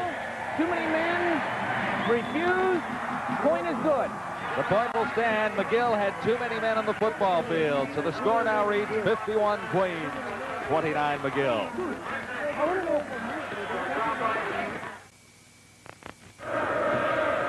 5 minutes, 51 seconds to play. Quarter 4 at George Richardson Stadium, Kingston. Connie Mandela kicks it off again. McGill has to get going here. McGill's had a lot of trouble handling the kickoff and punt returns this half. Queens had a lot of trouble the first half. It's just amazing how the tide has shifted as far as that. And it's been given McGill very bad field position a good portion this afternoon, the second half. Robin Belanger had the problem that time. Don Young was upfield to make the tackle. That's Belanger having misjudging it, actually. Well, right now, like I said, you know, it's kind of fun time as far as Queens is concerned. It's not too fun time as far as Coach Bailey and McGill is concerned. I've been in that position before. Many times, I understand. Yeah, many times. That's true. Crawford. Look that time for Ray Lalonde. Norm Benning was covering. But second and 10. In your coaching career, you've got to have a little bitter with a little sweet. And there's Peaks and valleys, there's been a few sweet times also. Nothing as sweet as these donuts there, though. I've never had a game where I've enjoyed the donuts and things like that. There? We have 2 left, Peter, out of an even dozen, and I haven't had time to have a nibble, so. I've had one, Peter, and Skinny Wells up here has had a few all day. One at a time is what it sounds like. Second and 10, McGill. Crawford has time this time, looks for Miller. And a good defensive play that time. You have to hand it to Rick Crimson. Yeah, that was an excellent defensive play because it looked like it was a little bit underthrown. It looked like that Miller has him covered here. Watch this. He has him covered. See, he's back. He's got him beat, Miller does, and he comes right to the last minute and knocks the ball away. If he doesn't touch the football, they could have called pass interference, but since he touches the football, then, you know, it's legal. But I think Miller might have had a step on him, but the ball was underthrown just a shade. Bruno Pietrobon is 2 yards deep in his end zone on 3rd and 10 to kick it away. Big rush from Queens that time, coming through number 27, Ian Deacon. And upfield tacklers led that time by Steve Niles. Jamie McKinnon had nowhere to go. However, Queens still gets good field position. That's good coverage there, but that punt was almost blocked, really. Could have looked like it went right through his arms. And Queens does have the ball now in excellent field position. We'll see what they do now. Now, if you want to throw a little bit, it's okay. Oh, it's okay. Yeah, you can throw a little bit now. I hope Doug Hargraves is listening to you. It's all right now, you know. It's okay to throw. It's good practice now. Yeah, when you've good got practice, a lead. yeah. And they might throw with a new quarterback in there. Paul Senishin. 3 yards to 2nd and 7. I think they have a whole new backfield in there now, John. Queens does. New quarterback, and I think they have a couple new running backs in there right now. I see number 30, but I don't have a number 30 on my... Yes, I do. Behringer. Ted Behringer's in there now. It's one of the running back spots. And Senishin has problems at the... He lost close to 10 yards. Jovan led the tacklers that time. Well, as I said, see, it's okay to throw now. And that's what he was trying to do, but his protection wasn't very good there. Now, he's not going to be too happy with the offensive line there, but you can relax.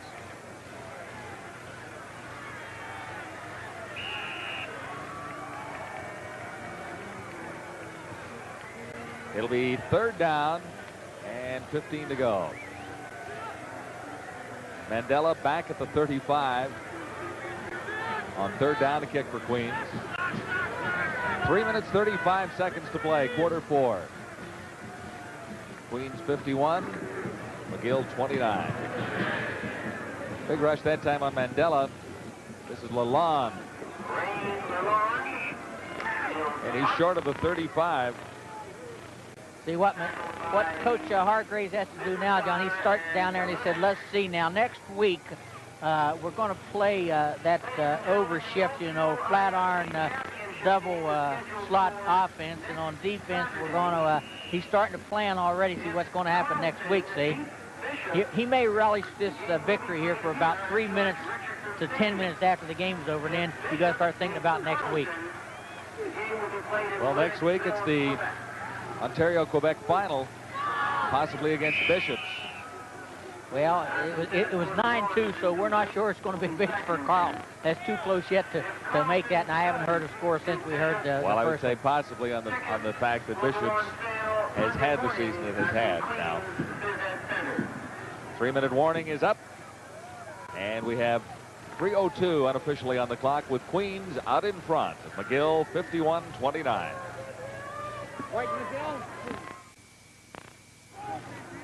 Back live at George Richardson Stadium, Kingston, Ontario.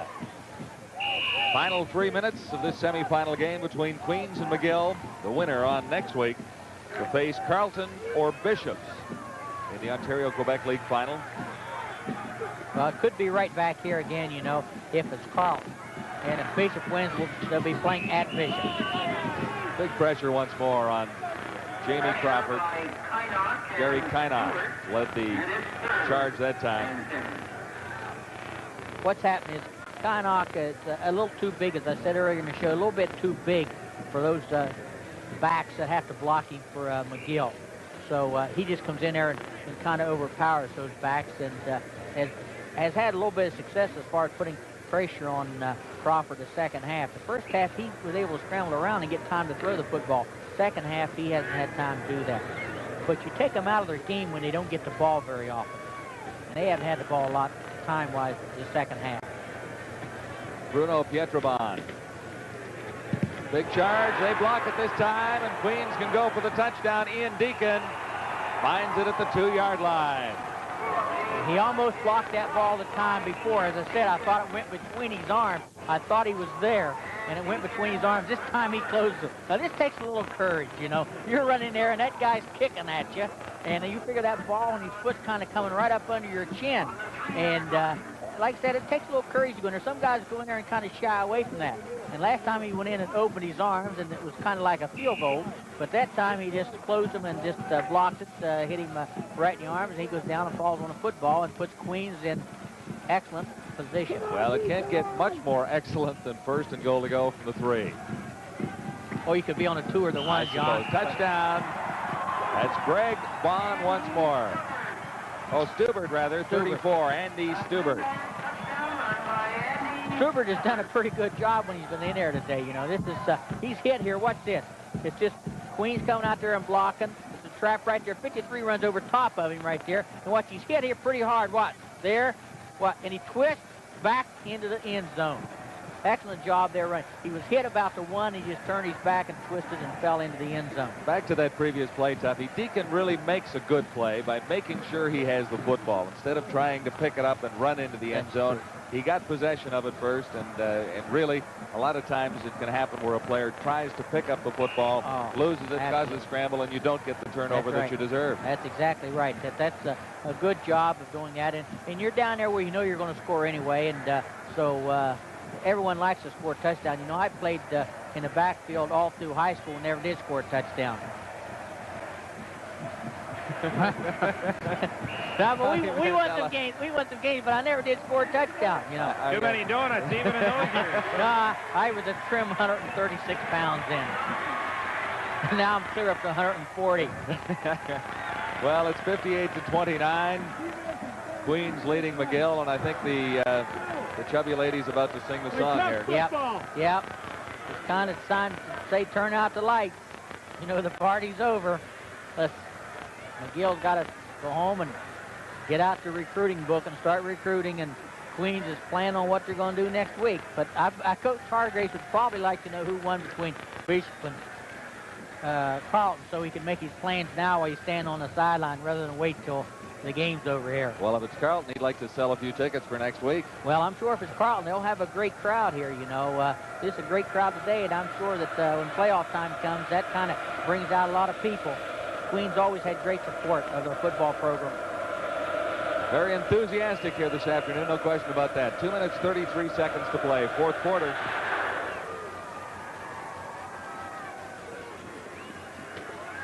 This is Ray Lalonde, and he was met by Keenock. Keenock's got fired up here. The last 5 minutes, he's made about 3 good plays. He comes in and puts pressure on the quarterback, and was in on the sack, and that time he comes in on the kickoff and slams the guy down on the 29-yard line. He's just got his second wind. That's what it was. He's been coasting today, kind of pacing himself. You know, I do that now, but I when you get a certain age, you do that. But Keenock, he's starting young in life to pace himself. First down, McGill. 28-yard line. Crawford, far side.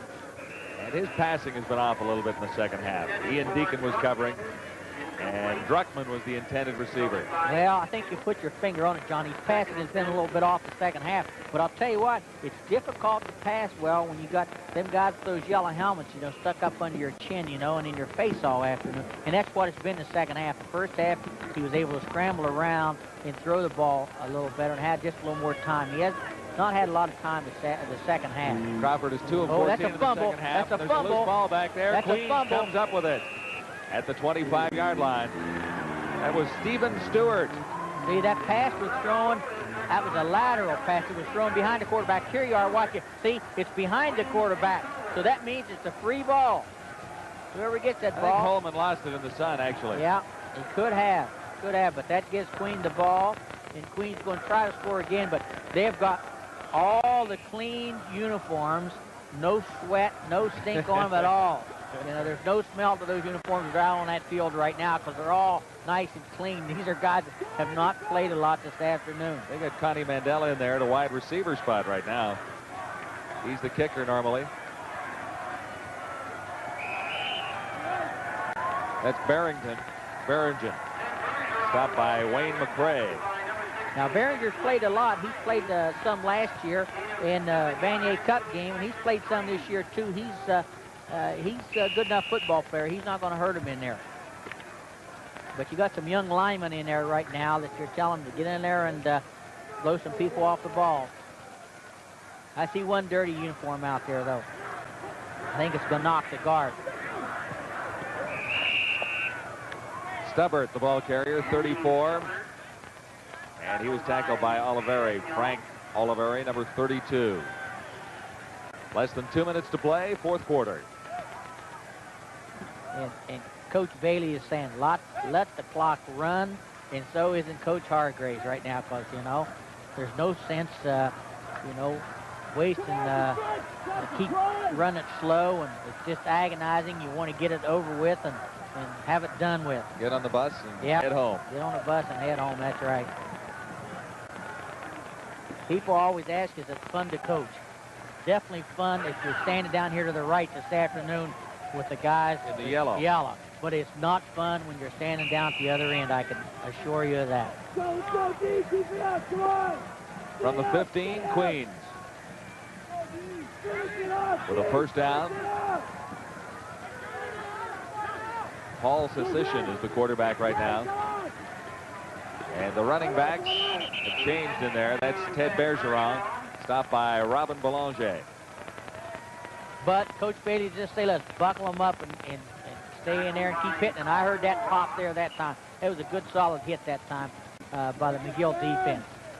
They get Bergeron a gain of 7 yards. It'll be 2nd and 3. Chance to jump in for a second, gentlemen. We understand that quarterback Peter Harrison of the Gaels will be named on Monday as the most valuable player in Ontario-Quebec intercollegiate football this year. A couple of running backs on his team probably gave him the toughest competition, but certainly, if indeed that is the case, well-deserved honor for the Gaels' fine young quarterback, Peter Harrison. He's an all-star in this conference as well, Peter. And you can see why, the way he's directed this Queens football team to victory this afternoon.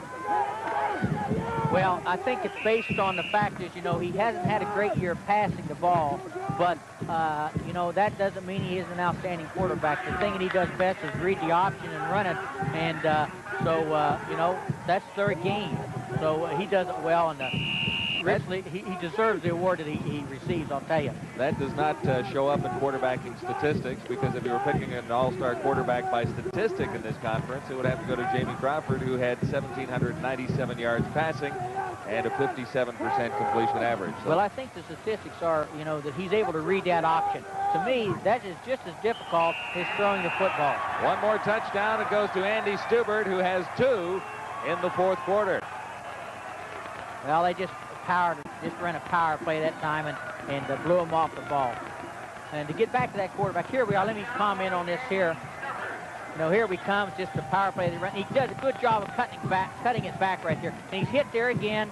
You know, there he goes backwards into the end zone. That's just second effort, backpedaling any way you can to get in there. Here we are, a different angle. We come in there. He hit, watch him backwards. He goes in backwards right there into the end zone. But to get back to Harrison, you know, people think that the quarterback has to throw the ball to be successful, but, you know, if your game is the running game, and obviously that's what Queen's game is, you know, reading that option is difficult. I can assure you of that. And he does it so well that it takes a great athlete to be able to read it and operate that option play like he does. So I think he's deserving of at least, you know, if he received that award, he's definitely deserving of it. I won't argue with you, Tuffy. He played extremely well today. That's and right. The last time we saw him, too, against Ottawa. Connie Mandela adds 1 more to his total. And Mandela, just kicking converts this afternoon, has had an impressive day. Well, he hasn't missed one yet, you know, and so he's just, you know, he's had a lot of practice today. He's got a lot of kicks in today, you know. He scored 65 points. That means he's had a lot of practice today. He ought to be getting real good at it. When you look at the scoreboard right now, 65 for Queens, 29 for McGill. It's hard to believe it was all even at halftime. Well, that's right. Greg Bond said that they plan on coming out the second half and blowing them out there. And I think they come out and did the second half what they should be doing all the rest of the year, and that's, you know, running the football at people. Because, you know, when they do that, they're very impressive. And I think at times that the fans say it's boring, but as I said, I never thought it was boring. When you can take and move that ball, and you saw them run that option on the triple option, and the guy break it off and then pitch it back and things, to me that's exciting. Just a minute to play, fourth quarter. Short kick that time by Mandela. Mishandled, at least initially. Finally, Sandham has it for McGill, who will begin near the 35-yard line. Minute flag is up. You know, I think people, they go to the ballet and they say it's just, you know, beauty to see those ballerinas just dance around. And to me, it's beautiful to see that quarterback come down there on that triple option and give it to the fullback, take it out, keep himself, or make the pitch. You know, that's just, you get fired up and turned on by that, John. That's, you know, if ballet you to you. That's ballet to me. That's right. You're so cultural. I'm really impressed. Jamie Crawford running out of time, of course, fired it up the middle, has a strike to Druckman, and Druckman to the 45-yard line. Good play there. Mark Burley, the tackle for Queens.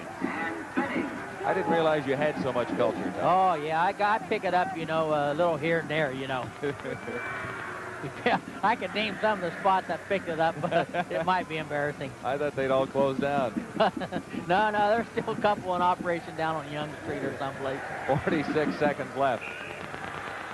And the Queens Golden Gaels will move on to the Ontario-Quebec Football Conference Final against either Carleton or Bishops. Glenn Miller, the intended receiver. I think what's happened to Miller the second half a little bit, and also the whole afternoon, is Queens has bumped him a little bit and held him up at certain parts, and he's kind of lost his composure a little bit. I think he still has to run his patterns, and what's happened, he's been bumped around a little bit, and they've thrown him off his patterns, and he was unable to keep his composure and come back with it. Crawford under pressure, got it away to Druckman. Pressure that time, or Ian Deacon covering on Druckman. I'm not sure whether he has the first down. It's going to be very, very close if it isn't a first down here, John. Just 30 seconds on the clock. They've got about third down and about a half a yard, maybe a yard. Third down, yes, about a half a yard, Tuffy. I think you're right. Nobody is asking for a measurement at this stage of the game. Nope, they're going to call timeout now.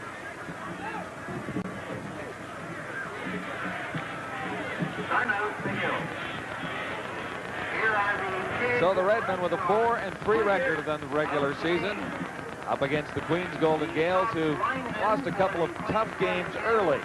The Golden Gaels, they had a 5-2 record on the season. Queens lost by 1 point to Carleton and by about 3 points. It was 3 points to Bishops. Queens won this conference last year and the Atlantic Bowl, only to move on to the Vanier Cup and lose to the Calgary Dinosaurs, directed by Greg Vavra last November. Well, I think that Queens has an excellent opportunity, or an excellent chance to be back there again this year, because, you know, if they can, it depends on next week. They've beaten Carleton but lost to Bishops, and if they can get by Bishops, I think that what would happen down east, they're going to be so much bigger than Acadia that they might be able to just overpower Acadia and be right back in the college bowl again.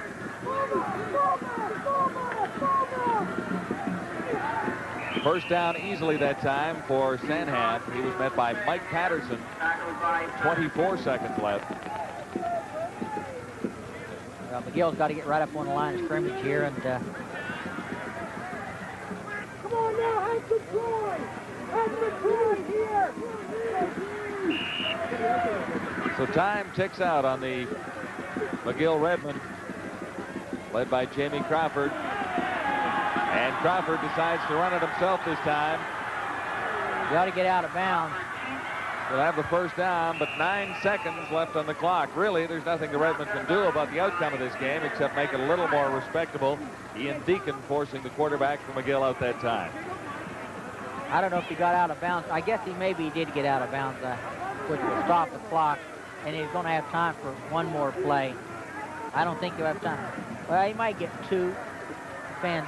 They're inside the 10-yard line now, McGill. Oh, they're going to call timeout. Maybe he didn't get out of bounds. 65-29 is the score. Yeah, he must not have got out of bounds. I thought he got out of bounds. If he didn't, I don't know why they wouldn't have had to call the timeout.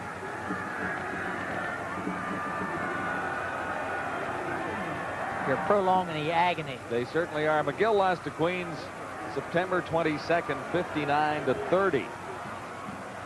So they haven't. What was it, 59-30? 59-30. So they haven't even done quite as well this afternoon. No, this is a little worse, right? 65-29. I guess when you figure up, you're going to figure up statistics, you're going to find that Greg Bond had excellent game, and he's going to have another extra game today. He's got to be over 200 yards, maybe 225. The fans are coming out on the field, which is very dangerous.